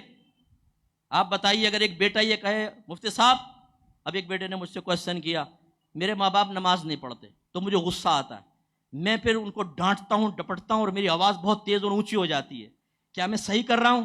بتائیے صحیح کر رہا ہے وہ؟ بولیے نہیں، وہ حرام کر رہا ہے۔ اللہ تعالیٰ فرماتا ہے فَلَا تَقُلْ لَهُمَا اُفٍّ وَلَا تَنْهَرْهُمَا، ماں باپ کو اف بھی مت کرو، تو احترام کرنا واجب ہو، اس کا مقام ماں باپ سے بھی زیادہ ہو، اس کی شان میں گستاخی کریں گے تو پھر آپ کا انجام کیا ہوگا، اور وہ کیسے جائز ہو سکتا ہے؟ اس لیے اس بات کو سمجھیں۔ تو اب اگر آپ کی تمنا ہے کہ جی جنت میں پہنچوں، حور کہے سرتاج کدھر تھے آپ، I am waiting for you, اور آپ شرماتے ہوئے کہیں بس تھوڑا سا حساب کتاب میں دیر ہو گئی اور حوض کوثر پہ چھڑکتے ہوئے جام پی رہا تھا سرکار کے مبارک ہاتھوں سے، اس لیے آپ کو تھوڑا انتظار کرنا پڑا، تشریف لائیے، اور وہ جنت میں اعلیٰ مقام چاہیے، ہمیشہ ایک جیسے آپ داخل ہوں گے فرشتہ آواز دے گا، اے جنتیو خوش ہو جاؤ، اب تم ہمیشہ جنت میں رہو گے، کبھی نہیں نکالے جاؤ گے، اب تم ہمیشہ جوان رہو گے، کبھی بوڑھے نہیں ہوگے، اب تم ہمیشہ تندرست رہو گے، کبھی بیمار نہیں پڑو گے، اب تم ہمیشہ خوش رہو گے، تمہیں کوئی غم نہیں پہنچے گا۔ آپ اندازہ کریں کتنی خوشی ہوگی، کتنی راحت ہوگی۔ لیکن اللہ تعالیٰ نے اس کے لیے پہلی قید بیان فرما دی، وَمَن يُطِعِ اللَّهَ وَالرَّسُولَ۔ اور پھر دوسری آیت، اب میں آخر میں عرض کر کے اپنا بیان ختم کرتا ہوں۔ اللہ تعالیٰ فرماتا ہے وَصَارِعُوا إِلَى مَغْفِرَةٍ مِّن رَبِّكُمْ وَجَنَّةٍ۔ ہم سے خطاب کرتے ہوئے فرماتا ہے کہ اللہ اپنے رب کی مغفرت اور جنت کی طرف دوڑو، تیزی سے بڑھو۔ کون سی جنت؟ عرضها السماوات والارض، جس کی لمبائی چوڑائی آسمان اور زمین ہے۔ شرح میں یہ لکھا ہے کہ آسمان اور زمین سے بھی بڑی جنت ہے، لیکن کس کے لیے ہے؟ اعدت للمتقین۔ جنت کس کے لیے ہے؟ متقین کے لیے۔ اور متقین کون ہوتے ہیں؟ بولیے۔ جو 12ویں کی دیگیں پکائے، جو نعت خوانی کی محفل کروائے، جو مسجد میں ماہانہ 5000 روپے چندہ دے، جو بیواؤں کی شادی کروا دے، بچیوں کی شادی کروا دے، چاہے نماز پڑھے نہ پڑھے، روزہ رکھے نہ رکھے، ماں بہن کی گالیاں اس کی زبان پر ہوں، سب کچھ۔ اب ہمیں لوگ ملتے رہتے ہیں، سب ان سے ملے، بڑے متقی آدمی ہیں ہمارے علاقے کے۔ اب اوپر سے تک دیکھتے ہیں تقوی کی کوئی ظاہری علامت تو نہیں ہوتی، بھئی کیسے؟ یہ ماشاءاللہ مسجد میں ہر مہینے 10,000 روپے چندہ دیتے ہیں۔ اس غلط فہمی کو دور کرنے کی ضرورت ہے۔ آئیے ہم ایک آیت کر کے اس کو اسی پہلی آیت سے ملا کے اپنا بیان ختم کرتے ہیں۔ اللہ تعالیٰ نے فرمایا الا ان اولیاء اللہ لا خوف علیہم ولا هم یحزنون۔ سنا نا؟ بڑی مشہور آیت ہے نا، خبردار بے شک اللہ کے دوستوں کو نہ کچھ خوف ہے نہ وہ غمگین ہوں گے۔ کون دوست؟ الذین آمنوا وکانوا یتقون۔ پہلے کا تو لے لیتے ہیں ولی، اللہ ولی بھائی اللہ کے دوست ہیں، نہ دنیا میں غمگین نہ آخرت میں۔ اور ولی کون ہے؟ بابا جس کے زلفیں یہاں پر ہیں، ہتھ ہو کے نعرے لگا رہا ہے بابا جی، کالا ڈنڈا ہاتھ میں لیا ہوا ہے، داڑھی غائب ہے، انگوٹھیاں چڑھائی ہوئی ہیں، مالائے گلے میں پہنی ہوئی ہیں۔ ہاں بچہ ذہن تو کچھ پریشان لگتا ہے گورنمنٹ نے ٹیکس سے سخت قوانین بنا دیے ہیں۔ ہاں بابا جی میں بڑا پریشان ہوں۔ بھائی کون باپ بچہ پریشان نہیں ہوگا؟ تو وہ بابا جی بڑا پہنچا ہوا ہے جی، یہ کون ہے الائچی والی سرکار، یہ کون ہے کالی جبے والی سرکار، یہ کون ہے بڑی زلفی والی سرکار، یہ کون ہے عورتوں کی جفی والی سرکار، یہ کون ہے جی گمراہ کرنے والی سرکار، یہ بنے ہوئے گمراہ۔ ہم کہتے ہیں بابا بڑا متقی ہے۔ ارے بھائی نہیں، اللہ نے فرمایا الذین آمنوا وکانوا یتقون، اللہ کے دوست وہ ہیں نمبر 1 صاحب ایمان ہوں گے۔ علماء نے فرمایا یہاں پہ صاحب ایمان کا مطلب جتنے عقائد ضروری ہیں سب اس کو تفصیل کے ساتھ آتے ہوں گے، ورنہ وہ صاحب ایمان نہیں کہلائے گا۔ دیکھیں نا، کوئی اللہ کو مانے اور کہے میں آسمانی کتابوں کو نہیں مانتا۔ جیسے ایک صاحب نے کہا کہ جی قرآن اللہ کا کلام ہے، باقی آسمانی کتابیں اللہ کا کلام نہیں ہے، کفر ہے، سری کفر ہے۔ سب اللہ کا کلام ہے، توریت زبور انجیل اللہ کا کلام ہے، اللہ کا نہیں ہے تو آسمان سے جبریل امین نے لکھ کے نیچے دے دیا تھا سب کو، وہ کیسے دے سکتے تھے اللہ کے حکم کے بغیر؟ یہ کفر ہے۔ تو ایمان کا مطلب تمام عقائد ضروریہ اس نے سیکھے ہوں، معرفت حاصل ہو۔ وَقَانُوا يَتَّقُونَ، اور وہ تقوی اختیار کرتے ہیں۔ تقوی کیا ہے صاحب؟ ایک قلبی کیفیت۔ جب یہ قلبی کیفیت انسان کو حاصل ہوتی ہے تو وہ ہر صغیرہ کبیرہ ظاہری باطنی گناہ سے بچتا ہے۔ ظاہری باطنی گناہ سے کیسے بچے گا؟ بتائیے، جب علم سیکھے گا۔ علم کے بغیر تو آپ نہیں بچ سکتے۔ میں نے کتنے لوگوں کو دیکھا ہے پیشہ ور فقیر آ کے مانگیں گے، لو بابا دعا کرنا۔ اس بابا کی دعا آپ کو نہیں لگے گی، یہ تو پیشہ ور ہے، حرام کر رہا ہے، گناہ کبیرہ۔ میرے آقا نے ارشاد فرمایا جو بلا ضرورت دست سوال دراز کرے وہ بروز قیامت اللہ کی بارگاہ میں اس حال میں آئے گا کہ اس کے چہرے پر گوشت نہیں ہوگا۔ ان کو دینا گناہ ہے۔ حضرت نے آیت پڑھی تعاونوا علی البر والتقوی ولا تعاونوا علی الاثم والعدوان۔ جمعے کی نماز ختم ہوتی ہے، ایک کھڑا ہو جاتا، میں حیدرآباد سے آیا تھا، میرا سب کچھ چھین گیا، تھوڑی میری مدد کریں۔ اچھا باقی نماز نہیں پڑھے گا، باہر کو نکل جائے گا۔ ہم کہتے ہیں یار یہ بیچارہ بڑا پریشان ہے، حالانکہ مسجد کے سائل کو دینا سخت گناہ ہے۔ علماء فرماتے ہیں کہ جو اپنے لیے مسجد میں سوال کرے، اگر اس کو 1 درہم دیا ہے تو 70 درہم اس گناہ کو مٹانے کے لیے اور خرچ کرو۔ سمجھانا یہ مقصود ہے کہ جب دین نہ سیکھا ہو، علم نہ سیکھا ہو، تو ہم نیکی کو گناہ اور گناہ کو نیکی سمجھتے ہیں۔ ایک نوجوان نے مجھے میل کی، مفتی صاحب فلاں جو عمل ہے تعلق زوجین جو ہیں اس کی بھی ہمیں تعلیم دی گئی ہے باقاعدہ شریعت کی طرف سے. اس میں ہم لوگ بڑی شرم محسوس کرتے ہیں. جی شرم آتی ہے فلم دیکھتے ہوئے بے شرم، لڑکیوں کو چھیڑتے ہوئے بے شرم، ان سے دوستی کرتے ہوئے کوئی شرم و حیا نہیں، لیکن شرعی مسئلہ پوچھتے ہوئے شرم و حیا. اس نوجوان نے مجھے لکھا، میں صرف سمجھانے کے لیے آپ کو عرض کرنا، مجھ صاحب یہ عمل گناہ ہے، میں اس سے بچتا ہوں، لیکن میں نے کہا چلیں مفتی صاحب سے بھی معلوم کر لوں. یعنی اتنی سعادت بخشتے ہیں فقیر کو، پتہ سب ہوتا ہے، پھر بھی کہتے ہیں اس کی نیکیاں ویسی کم ہیں، کوئی بیچارے سے پوچھ کے اس کے درجے بلند کر دو. تو میں نے جواب میں کہا کہ بھائی یہ تو گناہ نہیں ہے. امام اعظم ابو حنیفہ رضی اللہ تعالیٰ عنہ نے تو فرمایا کوئی اچھی نیت کے ساتھ کرے تو اس پہ تو ثواب کا ترتب ہوتا ہے. ثواب؟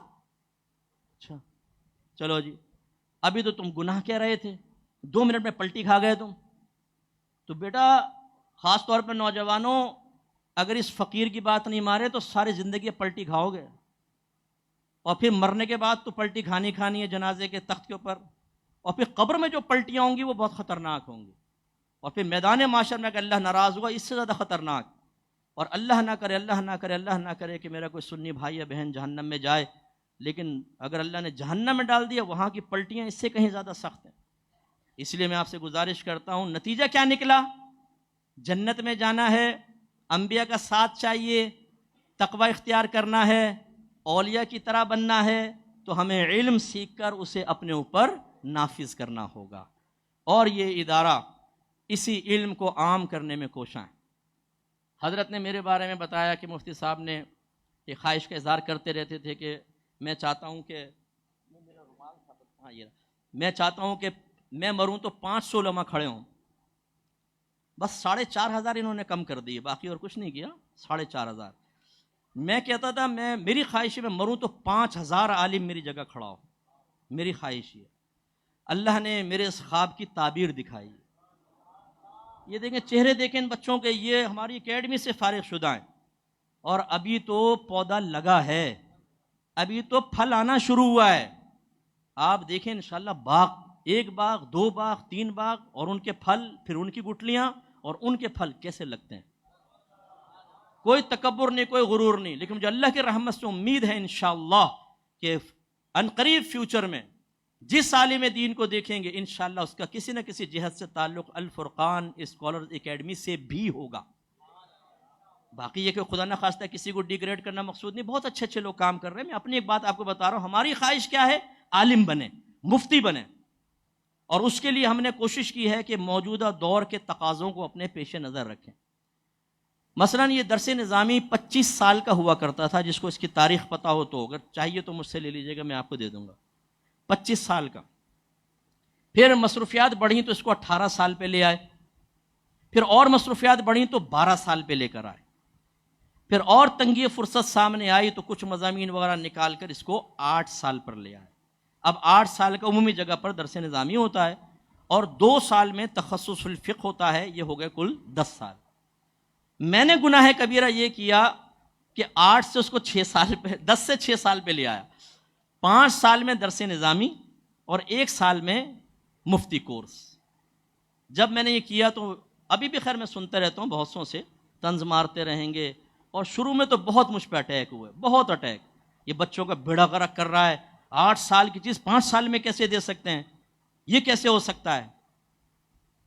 اب ہمارے پاس جتنے بھی بچے آتے ہیں تقریباً سٹی کا بچہ ہے، ویل ایجوکیٹڈ بچے ہیں. اگر آپ کا تھوڑا سا ٹیچنگ میتھڈ اچھا ہو تو آپ بہت بڑی بات آسانی کے ساتھ ان کے ذہن میں اتار سکتے ہیں.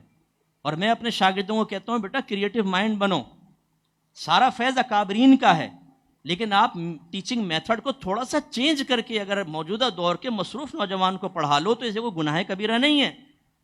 کم از کم مایوس ہو کے نہیں بھاگے گا. جو ہمارا قدیم طرز تعلیم ہے اس میں نے یہ دیکھا ہے کہ 100 میں سے 80 بھاگ جاتے ہیں، 20% رہتے ہیں بس، اور شہری بچہ تو ہمت ہی نہیں کر پاتا. ہم لوگوں نے تھوڑا سا میتھڈ کو چینج کیا. الحمدللہ دعوت اسلامی کے ماحول میں نے سنا ہے شاید 5 سال کے درس نظامی ہو رہا ہے، 5 سال کا. دیکھو اچھی چینج ہے نا. ہم نے ثابت کر کے دکھایا کہ 5 سال میں بھی عالم بن سکتا ہے. 1 سال میں اگر آپ جامع اور مختصر تخصص کروائیں تو 1 سال میں ایک اچھا مفتی تیار ہو سکتا ہے. اور صرف آپ کو سمجھانے کے لیے آخر میں عرض کر رہا ہوں کہ آپ 6 سال کا پڑھائیں یا 10 سال کا پڑھائیں، یہ دونوں اوقات جو ہیں یہ صرف طالب علم کو راستہ دکھاتے ہیں. کوئی یہ دعویٰ نہیں کر سکتا کہ 10 سال میں ہم پرفیکٹ کر دیتے ہیں. ہاتھ جوڑ کے التجا ہے کہ پھر اپنا ایک طالب علم ہمارے سامنے لے کر آئے، ہم کویسچن کرتے ہیں. تو پوری کلاس میں سے شاید 2 3 4 لڑکے ذہین ہوتے ہیں، باقی سارے کے سارے بیچارے ایسے ہوتے ہیں. 10 سال کا پڑھ کے بھی ایسے ہوتے ہیں. اصل تو ذاتی محنت ہوتی ہے، اصل تو سوچ دینا ہوتی ہے. تو یہ درس نظامی ایک راستہ دکھاتا ہے کہ دیکھو بھائی یہ راستہ ہے. آپ مجھے بتائیے کیا اسکول بچے کو کامل کر دیتا ہے؟ بولیے. اگر کامل کرتا کالج میں کیوں جاتا؟ کیا کالج کامل کر دیتا ہے؟ بولے. اگر کامل کرتا یونیورسٹی میں کیوں جاتا؟ یونیورسٹی کامل کر دیتی ہے؟ نہیں. اگر کامل کر دیتی تو آگے پھر وہ محنت کیوں کرتا ہے؟ ڈاکٹر فارغ ہونے کے بعد ایم بی بی ایس کی ڈگری لینے کے بعد پریکٹس کرتا نہیں کرتا؟ کسی ماہر ڈاکٹر کے ساتھ رہتا تب کہیں جا کے مہارت حاصل ہوتی ہے. عرصہ دراز تک کام کرتا رہتا ہے تب کہیں جا کے مہارت ہوتی ہے.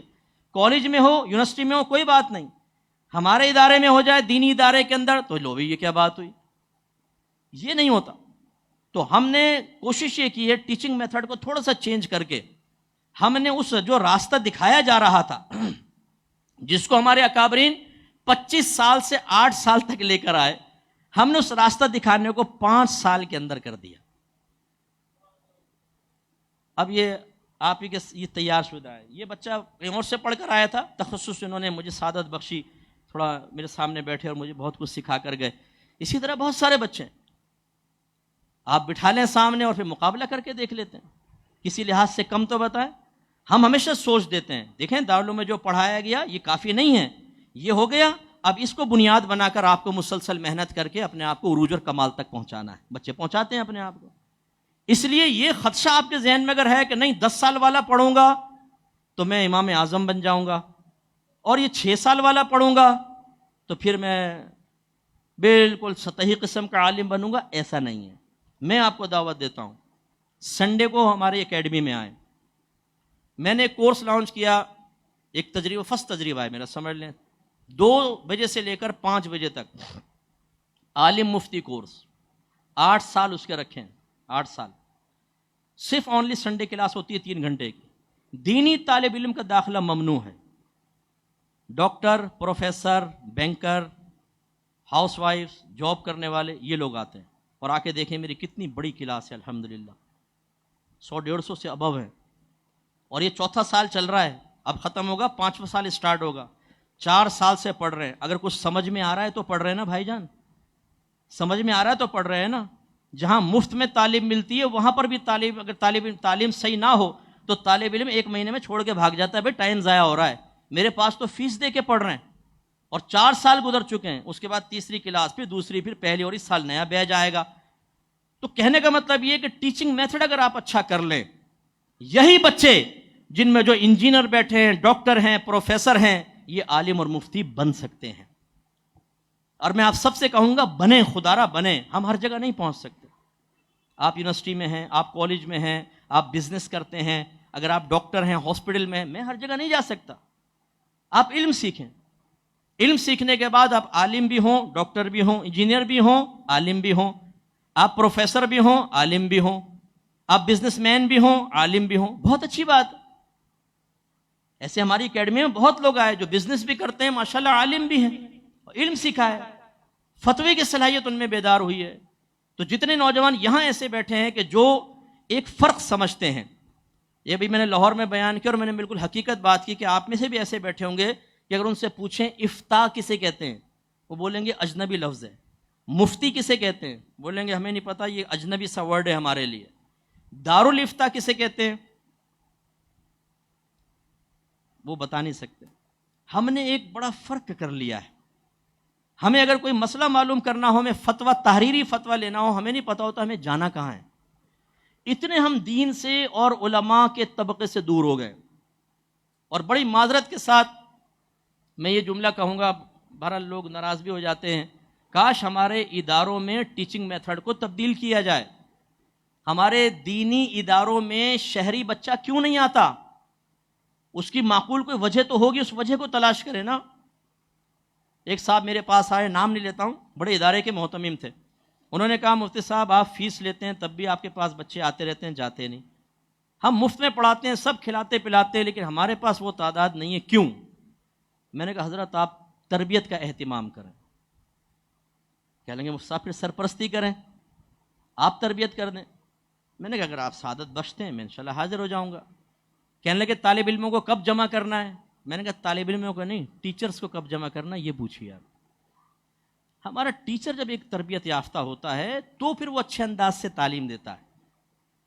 اب ٹیچر ایک شہری بچہ ہماری ترغیب پہ، فرض کر لیں کسی کی بھی ترغیب پہ وہ آیا اور اس کو پہلے اس میں ایک دھڑاک تھپڑ پڑا منہ پہ، اس کے والد صاحب کو الو کی طرف منسوب کر دیا کہ اب آپ خود سوچ لیں گالی کون سی دی ہوگی، اور اس کو عزت نفس کو مجروح کر دیا، تو یہ لازم سی بات ہے کہ وہ تو بھاگ جائے گا۔ میں نے اپنی آنکھوں سے دیکھا ہے ایسا، کہاں دیکھا یہ نہیں بولتا ہوں میں، خدا نخواستہ ڈیگریڈ کرنے نہیں بیٹھا ہوں۔ تو میں آپ نوجوانوں سے گزارش کرتا ہوں کہ خدارہ المفتاح میں آئیے، یہ آپ کا ادارہ قریب ہے، ادھر آ کر آپ داخلہ لیں، ان سے آ کے پوچھئے کہ میں شارٹ کورسز میں کون سا کر سکتا ہوں۔ میں پہلے نوجوانوں کو ترغیب دیتا ہوں کہ آپ فرض علوم کورس کر لیں تاکہ دین سیکھنے کے لیے ذہن آپ کا تیار ہو جائے، اس کے بعد نیکسٹ سٹیپ اٹھائیں آپ عالم اور مفتی بننے کا۔ عمر کے کسی بھی حصے میں ہیں آپ تشریف لائیں، آپ برہنہ سر آئیں، آپ کی داڑھی ہے یا نہیں ہے، آپ پینٹ شرٹ پہن کر آئیں لیکن آئیں۔ ہم اپنے اولا میں کسی کو منع نہیں کرتے، پہلے سال میں جیسا بھی آئے۔ ہاں بچیوں کے لیے پابندی ہے، برقع نقاب ضروری ہے، ان کو تو ہم ناخن تک چیک کرتے ہیں، بڑے ناخنوں کے کاٹیں گے، کوئی سرما لگا کر آئے گی سرما لگا نہیں سکتی ہیں، نیل پالش نہیں، انگوٹھی ہاتھ میں نہیں، بالکل ہم کوشش کرتے ہیں کہ فتنہ فساد کا کوئی معاملہ نہ ہو، لیکن نوجوانوں میں بڑی آسانی دیتے ہیں۔ اب جب وہ پڑھنا شروع کرتا ہے، اللہ تعالیٰ کا، قرآن کا اور نبی کریم کی حدیث کا علم اس کے اندر جاتا ہے تو نور پیدا ہوتا ہے، وہ بعمل بن جاتا ہے۔ اور اگر اگلے درجے تک کوئی بعمل نہیں بنتا تو پھر ہم اس سے معذرت کر لیتے کہ بیٹا تجھ پہ ہم اثر نہیں ڈال سکے، تو بھائی پھر یہ نہیں کریں گے کہ ہم مطلب بے عمل کو سند دے دیں۔ لیکن الحمدللہ 99% نوجوان جو ہیں وہ خود بخود اپنے آپ کو چینج کر لیتے ہیں۔ تو اس لیے میں آپ سب نوجوانوں سے گزارش کرتا ہوں، آپ کسی بھی زندگی کے شعبے سے تعلق رکھتے ہیں، ایک مرتبہ تو آ کر امجد صاحب سے مل لیں کہ بھئی مفتی صاحب نے ترغیب دی ہے، بہت باتیں کی ہیں، بتائیے میری مصروفیات یہ ہیں، میری دیکھیں فیملی بھی ہیں، میں واحد کفیل ہوں، میں کیسے پڑھ سکتا ہوں، مجھے سمجھائیں۔ یہ انشاءاللہ آپ کو سمجھائیں۔ میں آپ سے گزارش کرتا ہوں کوئی آئے تو آپ ٹائم دے دیجیے گا، بڑی مہربانی۔ اس طرح یہ عمر فاروق، ان کی بھی اکیڈمی ہے ماشاءاللہ، ان کی اکیڈمی میں تشریف لے آئیں، یہ لوگ بڑے اچھا کام کر رہے ہیں، علاقائی اعتبار سے میں عرض کر رہا ہوں، ورنہ تو شہباز صاحب کرنگی کے اندر اور بھی میرے بچے بہت سارے کر رہے ہیں، آن لائن پڑھا رہے ہیں۔ تو آپ آئیے، اپنے گھر کی بچیوں کو لے کر آئیے۔ اگر آپ اپنے گھر کی بچی کو علم دین نہیں سکھائیں گے، ہو سکتا ہے نادانستہ طور پہ آپ کی بچی کی زبان سے کلمہ کفر نکل جائے، اور وہ کفر بھی التزامی ہو، کفر صریح نکل جائے، مرتدہ ہو جائے گی۔ مرتدہ ہوئی، اب اس کا کسی شخص سے نکاح نہیں ہو سکتا، آپ کو پتہ نہیں ہے، آپ نے ایجاب و قبول کروا دیا، یہ نکاح ہو گئے، نہیں نکاح باطل۔ اس کے بعد جسمانی تعلق زنا خالص، پیدا ہونے والا بچہ ولد الزنا، جس کا باپ سے نسب ثابت نہیں ہوگا۔ یہ کوئی معمولی چیز نہیں ہے۔ جس نے علم دین کو حقیر اور کمتر سمجھا، اللہ نہ کرے یہ دن بھی دیکھنے پڑ سکتے ہیں، اور یہاں نہیں پتہ چلے گا، یہ پتہ چلے گا مرنے کے بعد، یہ پتہ چلے گا میدان محشر میں۔ میرے آقا صلی اللہ علیہ وسلم فرماتے ہیں بعض اوقات انسان اپنے زبان سے ایک جملہ نکالتا ہے اور اس کو اس کی قباحت کا احساس بھی نہیں ہوتا، لیکن یہی جملہ اس کے لیے جہنم میں جانے کا سبب بن جاتا ہے۔ یہ نہیں ہے کہ جو مرضی بکتے رہو، جو مرضی بولتے رہو، اللہ تعالیٰ بخش دے گا۔ وہ رحمان رحیم ہے، لیکن قہار و جبار بھی ہے، وہ جب پکڑنے پر آتا ہے تو پھر چھوڑتا نہیں ہے۔ کیا آپ یہ چاہیں گے آپ کی بچی معاذ اللہ زنا پر پیش ہو جائے؟ کیا آپ چاہیں گے کہ آپ کی بہن کے ساتھ یہ معاملہ ہو؟ تو علم سکھائیے نا۔ اسی طرح جو شادی شدہ یہاں ہونہار شوہر بیٹھے ہوئے ہیں، آپ نے اپنی زوجوں کو سکھایا ہے عقائد کا یہ معاملہ اور کلمات کفر کے بارے میں ضروری علم سکھایا ہے؟ اسی لیے میں اپنے شاگردوں سے کہتا ہوں اپنے گھر کے اندر کسی جاہلہ عورت کو قائم نہ رہنے دو۔ اس کا مطلب یہ نہیں ہے کہ طلاق دے دو بیویوں کو، انہیں علم سکھاؤ۔ عالم کے گھر میں جاہلہ عورت کا کیا کام؟ علم سکھائیے اسے، امتحان لیجئے، بار بار امتحان لیں، اپنی زوجہ کا امتحان لیں، عقیدہ پوچھیں ان سے، احکام شرعیہ عملیہ پوچھیں، گناہوں کے بارے میں سوال کریں۔ جب تک 100% مطمئن نہ ہو جائیں آپ کی کوشش رکنی نہیں چاہیے۔ پھر ہاتھ جوڑ کر، میں نے دیکھا ہے بڑے بڑے علماء گھر میں جاہلہ عورت ہے، پیر صاحبان ہیں گھر میں جاہلہ عورت ہے، پیر صاحب رشد و ہدایت کا فریضہ سر انجام دے رہے ہیں، کوئی یہاں چوم رہا ہے، کوئی وہاں چوم رہا ہے، گھر میں عورت بالکل جاہل ہے، کپڑے پاک کرنے بھی نہیں آتے، پیر صاحب ناپاک کپڑے پہن کے بیٹھے ہوئے ہیں اور چھو چھو چل رہا ہے ان کا۔ بھائی اپنے علم تو سکھائیں، اپنی زوجہ کو سکھایا، اپنے علم عقیدہ سکھایا، تو یہ آخرت میں پکڑ ہوگی اس کی۔ تو اس لیے جتنے یہ علماء بنے بھی ہیں، یہ نہیں کہ ابھی ماما لے کے اپنے وہ فوٹو سیشن کر کے چلے گئے، آپ کی بھی شادی ہونی، جیسی شادی ہو یا تو کسی عالمہ سے شادی کریں، اور عالمہ کا بھی میں یہ کہوں گا اس کا بھی امتحان لے لیجئے گا، کیونکہ بعض اداروں میں عالمات بھی ایسی بن رہی ہیں کہ بس اللہ علمان والحفیظ، انہیں حیض کے بنیادی مسئلے تک پتہ نہیں ہوتے، کیونکہ فقیر عرصے دراز سے کام کر رہا ہے، ہمیں ہر طرح کے طبقہ ہائے فکر سے ہم سے کانٹیکٹ ہوتا ہے اور اپنا انٹروڈکشن کراتے ہیں، صاحب ہم نے فلاں کورس کیا ہوا ہے، لیکن یہ مسئلہ نہیں، اب وہ مسئلہ کیا، بالکل بالکل بیسک چیز، اس لیے امتحان لیں۔ اچھا اب امتحان کون لے گا؟ جو خود اس میں پہلے ماہر ہوگا، اس کا مطلب ہے آپ بھی ذرا علم پختہ کریں، اپنا فرض علوم پختہ ہونے چاہیے۔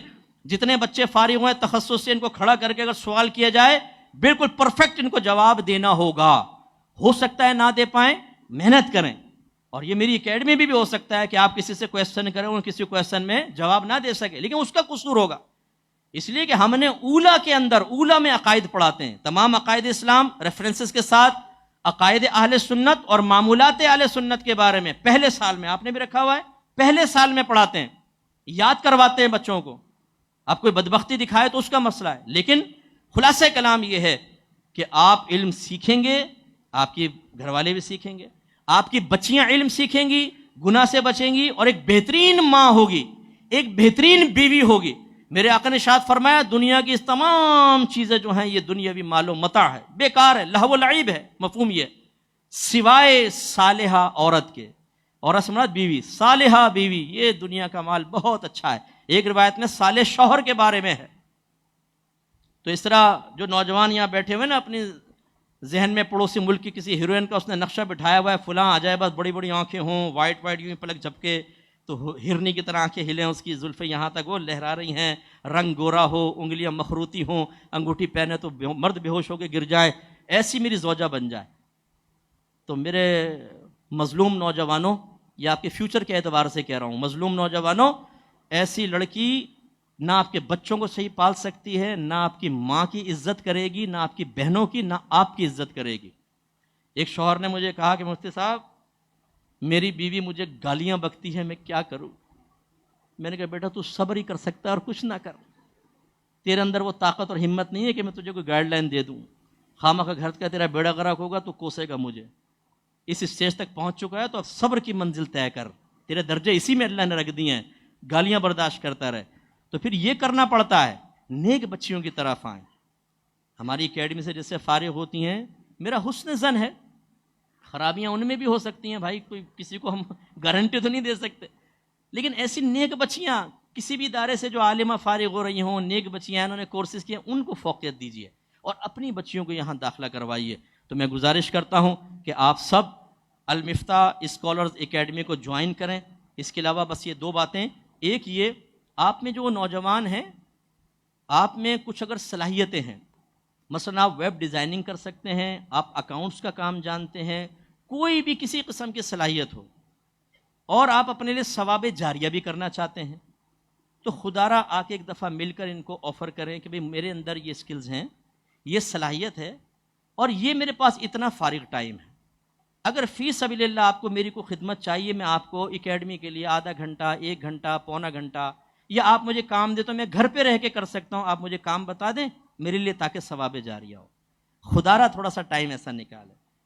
الحمدللہ میرے کانٹیکٹ میں بہت لوگ ہیں، جب میں مطلب یہ کیونکہ میڈیا پر آ رہا ہوں تو کتنے لوگ ایسے ہیں کہ جو مطلب ہمارے ساتھ مختلف چیزوں میں تعاون کر کے اپنے لیے ثواب جاریہ کر رہے ہیں۔ مثلا آپ کی انگلش بہت اچھی ہے، آپ ٹرانسلیشن بہت اچھی جانتے ہیں، آفر کریں گے جی کوئی چیز ٹرانسلیٹ کروانی ہو مجھے بتائیے، میں کر دیتا ہوں، آپ کو ثواب ملے گا۔ اللہ تعالیٰ اس کی خدمت کی برکت سے آپ کے لیے دنیاوی ترقیوں کے اسباب بھی پیدا کر دے گا۔ تو مجھے امید ہے انشاءاللہ آپ خود پڑھنے بھی آئیں گے، اور اگر اللہ نے آپ کو کوئی صلاحیت دی ہے تو آپ اپنے آپ کو پیش کر کے کم از کم آفر کریں گے، اگر میری صلاحیت سے کوئی فائدہ اٹھانا چاہتے ہیں آپ، میں دین محمدی صلی اللہ علیہ وسلم کو کوئی تقویت پہنچا سکتا ہوں تو مجھے بتائیں، میں اس کو پہنچا دوں گا۔ آخری بس یہ اعلان، حضرت جو ہیں عرصے دراز سے محنت کر رہے ہیں، یہ وہ ہمارے شاگرد ہیں جو فرسٹ بیچ میں تھے، پہلا ہمارا جو بیچ نکلا تھا، اور اس میں بہت اچھے اچھے بچے تیار ہوئے ماشاءاللہ، جن میں سے ایک یہ سید خاندان، سرکار کے خاندان کا چشم و چراغ۔ اس جہت سے ہم ان کے قدموں کی خاک سید ہمارے شہزادے، اگرچہ یہ ہمارا ادب اور احترام کرتے ہیں استاد ہونے کے اعتبار سے، یہ ان لوگوں کا بڑا پن ہے۔ سید لوگ ہمارے ادب تعظیم کریں تو ہمیں تو بعض اوقات شرمندگی ہونے لگ جاتی ہے۔ بہرحال یہ ان کی عاجزی، ان کی ساری، اللہ ان کو اور ترقی اور عروج عطا فرمائے۔ یہ بچہ مسلسل محنت کر رہا ہے، لیکن ہم نے یہ دیکھا ہے کہ ہم اہل سنت کی ایک بیماری یہ ہے، مجھے آگے کرو تو میں سلوٹ مار کے آپ کے ساتھ تعاون کروں گا۔ آپ اپنی کوئی جگہ بنانے لگیں گے، اپنی ایک فیلڈ قائم کریں گے تو مجھ سے بڑا دشمن اور کوئی نہیں۔ اہل سنت کے اکثر لوگوں کو، معذرت کے ساتھ جملہ کہہ رہا ہوں، ایک چیز میں مہارت تامہ حاصل ہے، کوئی بتا سکتا ہے کس میں؟ ٹانگیں کھینچنے میں، لیگ پولنگ میں۔ ایسا ٹانگ کھینچتے ہیں کہ آدمی تڑپ تڑپ کر مر جاتا ہے اور آواز بھی نہیں نکلتی۔ کمال ہے کہ نہیں ہے؟ بولتے ہیں اتنا اونچا جا رہا ہے، متکبر ہو جائے گا، زمین میں گراؤ تاکہ عاجزی کا پیکر بنے۔ وہ ایک کھینچا نیچے، تو یہ بیچارے ان کو کبھی کتنی جگہ سے نقل مکانی کی۔ اب کوئی اسباب ہو سکتے ہیں، ضروری نہیں کہ جنہوں نے ان کو نقل مکانی پہ مجبور کیا وہ معاذ اللہ کوئی بری نیت کے ساتھ ہی، لیکن کیا۔ اب الحمدللہ انہوں نے ہمت کی ہے اور اپنا ادارہ ذاتی اپنی جگہ قائم کرنے کی کوشش کر رہے ہیں۔ تو انشاءاللہ انہوں نے اکیڈمی کے لیے بیانہ دے دیا ہے، جو تقریباً 4 لاکھ روپے دیے انہوں نے، اور 14 لاکھ، اچھا، اور مزید 1,26,00,000 کی ضرورت ہے، 1,26,00,000۔ اس میں فی گز جو ہے وہ 1,75,000 انہوں نے ڈیوائڈ کیا۔ اگر کوئی 1,75,000 دے تو گویا کہ 1 گز ان کے ہاتھ میں آ جائے گا، اور فی اسکوائر فٹ جو ہے 19,500۔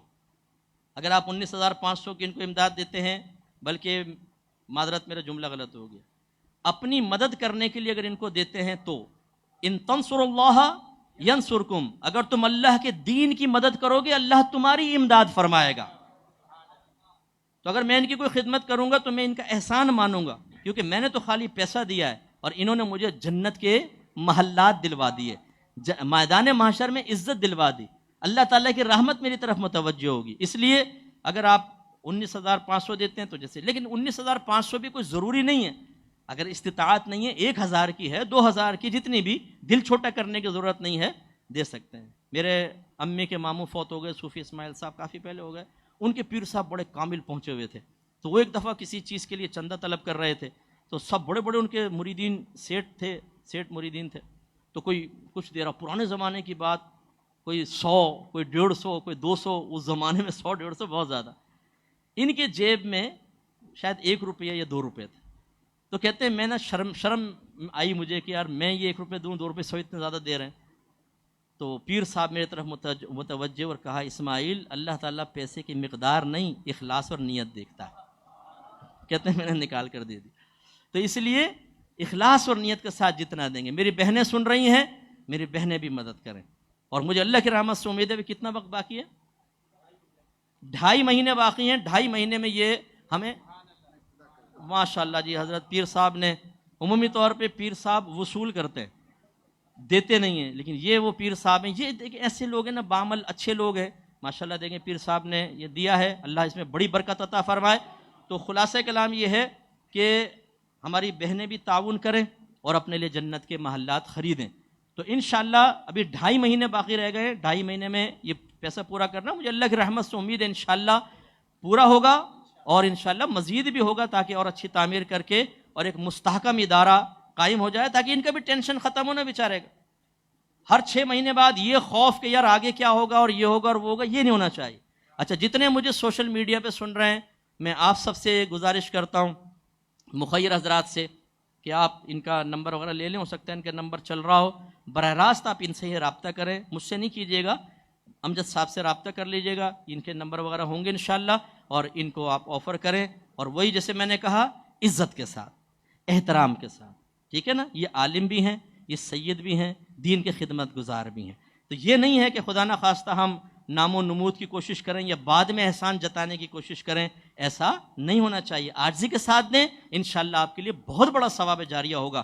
میں آپ سب سے امید رکھوں انشاءاللہ، اپنے رشتہ داروں میں دیکھیں جو مخیر حضرات ہیں ان کو ترغیب دیں، تھوڑی سی ترغیب دیں، بھائی کریں، ایک دین کا کام ہو رہا ہے، یہ ذاتی کام نہیں کر رہے. کل یہ بچے پیدا بنیں گے، عالم بنیں گے، مفتی بنیں گے، پورا معاشرہ سنورتا چلا جائے گا. مجھے اللہ کی رحمت سے امید ہے انشاءاللہ کہ ان قریب انشاءاللہ ان کا شاندار ادارہ ہوگا. ایک آخری بات کر لوں. ہمارے ایک دوست ہیں، وہ میرے پاس آئے، پروفیسر ہیں ماشاءاللہ، بہت زبردست پروفیسر ہیں ایک پنجاب کے علاقے کے. تو وہ کہنے لگے مفتی صاحب میں ایک پیر صاحب کے پاس پڑھا رہا تھا، میں بالکل حق بات کہتا ہوں، انہوں نے یہ کیا اور وہ کیا اور مجھے وہاں سے ہٹا دیا. کیونکہ پیر صاحب کے جب تک مرضی کے مطابق بات نہ کریں تو پیر صاحب راضی نہیں ہوتے. ہر پیر صاحب اچھے نہیں ہوتے نا، ایسے بھی ہوتے ہیں ٹیڑے میڑے. تو وہ ان کو میں نے کہا کہ آپ اپنا ادارہ کیوں نہیں بناتے، اپنی جگہ لیں، اپنا ادارہ بنائیں. یہ بچے مجھے جانتے ہیں، میرا دماغ ایسے ہی، جو میرے پاس آتا نا میں کہتا ہوں یار تو کام کیوں نہیں کر رہا بھائی، کام کر. اچھا وہ کام کر رہے تھے، ایسا نہیں ہے. انہوں نے کہا مجھ سے آپ کہاں سے میں لوں گا. میں نے کہا کوشش تو کریں، آپ زمین دیکھیں. آپ انہوں نے زمین دیکھی، مجھے بتایا، ان کے دوستوں نے کچھ، ہم نے اپنے قریبی میں نے دوستوں سے، اللہ کا بڑا کرم ہے آج ادارہ قائم ہے. اور ماشاءاللہ ان کے پاس یونیورسٹی کے بچے آ کے پڑھ رہے ہیں، کیونکہ وہ یونیورسٹی میں پروفیسر ہیں، عربک بہت اچھی فلوئنسی کے ساتھ بولتے ہیں، انگلش بولتے ہیں، ماشاءاللہ ہو گیا. تو یہ دیکھیں جب ہم باہم تعاون کرتے ہیں نا تو پھر ادارے کھڑے ہوتے ہیں، پھر افراد بنتے ہیں. اس سے ان کا ذاتی فائدہ وابستہ نہیں، بلکہ آپ کے گھر میں علم کی برکت پیدا ہوگی. اور خدا نخواستہ نہیں کریں گے تو جہالت کہیں نہ کہیں سے راستہ بنا کے ہمارے گھر میں داخل ہوگی اور تباہی بربادی ہوگی. میری کوئی بات، جتنے بھی سننے والے ہیں اور حاضرین علماء مشائخ تشریف فرما ہیں، کوئی بات کسی کی دل آزاری کا سبب بنی ہو، میں معذرت چاہتا ہوں. میں نے جو بات کہی خدا نہ خواستہ اللہ نہ کرے کہ میں نے تکبرن نہیں کہی، لیکن میں جلتا کڑتا ہوں. مجھے آپ سے محبت ہے، پیار ہے. میں اپنے سنی کو سن سے سنی دیکھنا نہیں چاہتا، میں اہل سنت سے سنی بننا دیکھنا چاہتا ہوں. تو یہ میں جلن پڑن کا اظہار کر دیتا ہوں. علم سیکھیں، پاورفل بنیں. آپ شادی ہال میں بیٹھے ہوں، کوئی بات کرے الٹی سیدھی، آپ مدلل گفتگو پہ قدرت رکھتے ہوں. مارکیٹ میں کرے آپ جواب دے سکیں، اسکول کالج میں کرے آپ نظر بچا کے احساس کمتری کے شکار ہو کر دائیں بائیں سے نہ نکل جائیں، آپ ڈٹ کے کھڑے ہوں اور بات کریں. ایک بات کہہ دوں اور بس آخری، انشاءاللہ یہ واقعی آخری ہوگی. ایک دفعہ میں ایک جگہ بیان کر کے نکلا تو ایک صاحب مجھے مل گئے، وہ ایک مخصوص مکتب فکر کے ٹیچر تھے اسلامیات کے. کہنے لگے آپ نے جو ابھی حدیثیں بیان کی اس سے ظاہر ہوتا ہے کہ نبی کریم صلی اللہ علیہ وسلم کو علم غیب ہے. حالانکہ یہ دیکھیں ڈائری کھولی، یہ دیکھیں آیات ثابت کرتی ہیں اللہ کو علم غیب ہے، نبی کو نہیں، یہ حدیث ہیں. میں نے کہا اب اس کو بند کریں، پہلے یہ بتائیں غیب کس کو کہتے ہیں. تھوڑی دیر سوچتا رہا، پھر کہنے لگا اچھا میں تیاری کر کے آؤں گا. میں نے کہا جائیں تیاری کر کے آئیں. ایک میرے ساتھ اسلامی بھائی کھڑے ہوئے تھے، اس ٹائم میں دعوت اسلامی کے ماحول سے باقاعدہ وابستہ تھا، ٹھیک. تو وہ اسلامی بھائی کھڑے ہوئے تھے، وہ علاقائی بچہ تھا، کچھ دن بعد مجھے ملا، بڑا خوش نا، اکمل بھائی مزہ آ گیا آج. میں نے کہا کیا ہوا؟ کہنے لگا وہ ایک آدمی نا ایک لڑکے کو بہکا رہا تھا کہ نبی کریم کو علم غیب نہیں. میں نے جا کر پوچھا بتا غیب کسے کہتے ہیں؟ تو گھبرا گیا. میں نے کہا جا پہلے غیب کی تعریف سیکھ کرا. میں نے کہا شاباش. کیونکہ کہنے لگا میں خود ڈر رہا تھا مجھ سے نہ پوچھ لے. آواز سے نہیں. بھائی یہ میرا درد ہے کہ ویسے تو ہم بڑے جوشیلے بنتے لیکن ہم سے پوچھ لیا تو کیا ہوگا. یہ ختم کر دیں. اس کے لیے یہ دیکھیں، یہ بیٹھے ہوئے پیچھے دیکھیں، وہ بیٹھا ہوا نورانی چہرے والے بچے، ان لوگوں سے آپ علم حاصل کریں. بچوں آئیے، مجھے امید ہے انشاءاللہ آپ سب اس فقیر، اس گناہگار کی لاج رکھتے ہوئے آپ کا مہمان ہوں، ان سے رجوع کریں گے انشاءاللہ. ایسا آئیں کہ ان کو جگہ نہ ملے، یہ باہر ہوں آپ اندر. وہ اونٹ کا واقعہ سنا ہے نا، وہ خیمے میں اندر گھس گیا اور مالک کو باہر نکال دیا. آپ اندر گھس جائیں، یہ باہر کھڑے ہو کر آپ کو پڑھا رہے ہوں، ایسی ریل پیل ہو جائے کچھ انتہا نہیں. وہ جب ہم نے سنڈے کو شروع کیا نا تو وہ لوگ فیس دینے کے لیے لائن میں لگے ہوئے، تو کسی نے اس پر کہا تبدیلی آنے رہی، تبدیلی آ چکی ہے کہ لوگ دین کے لیے لائنوں میں لگے ہوئے ہیں. ایسا میں چاہتا ہوں ایسے لوگ آئیں اور آپ جیسے لوگ الحمدللہ پڑھے لکھے آئیں گے تو برکت ہوگی. وآخر دعوانا ان الحمدللہ رب العالمین.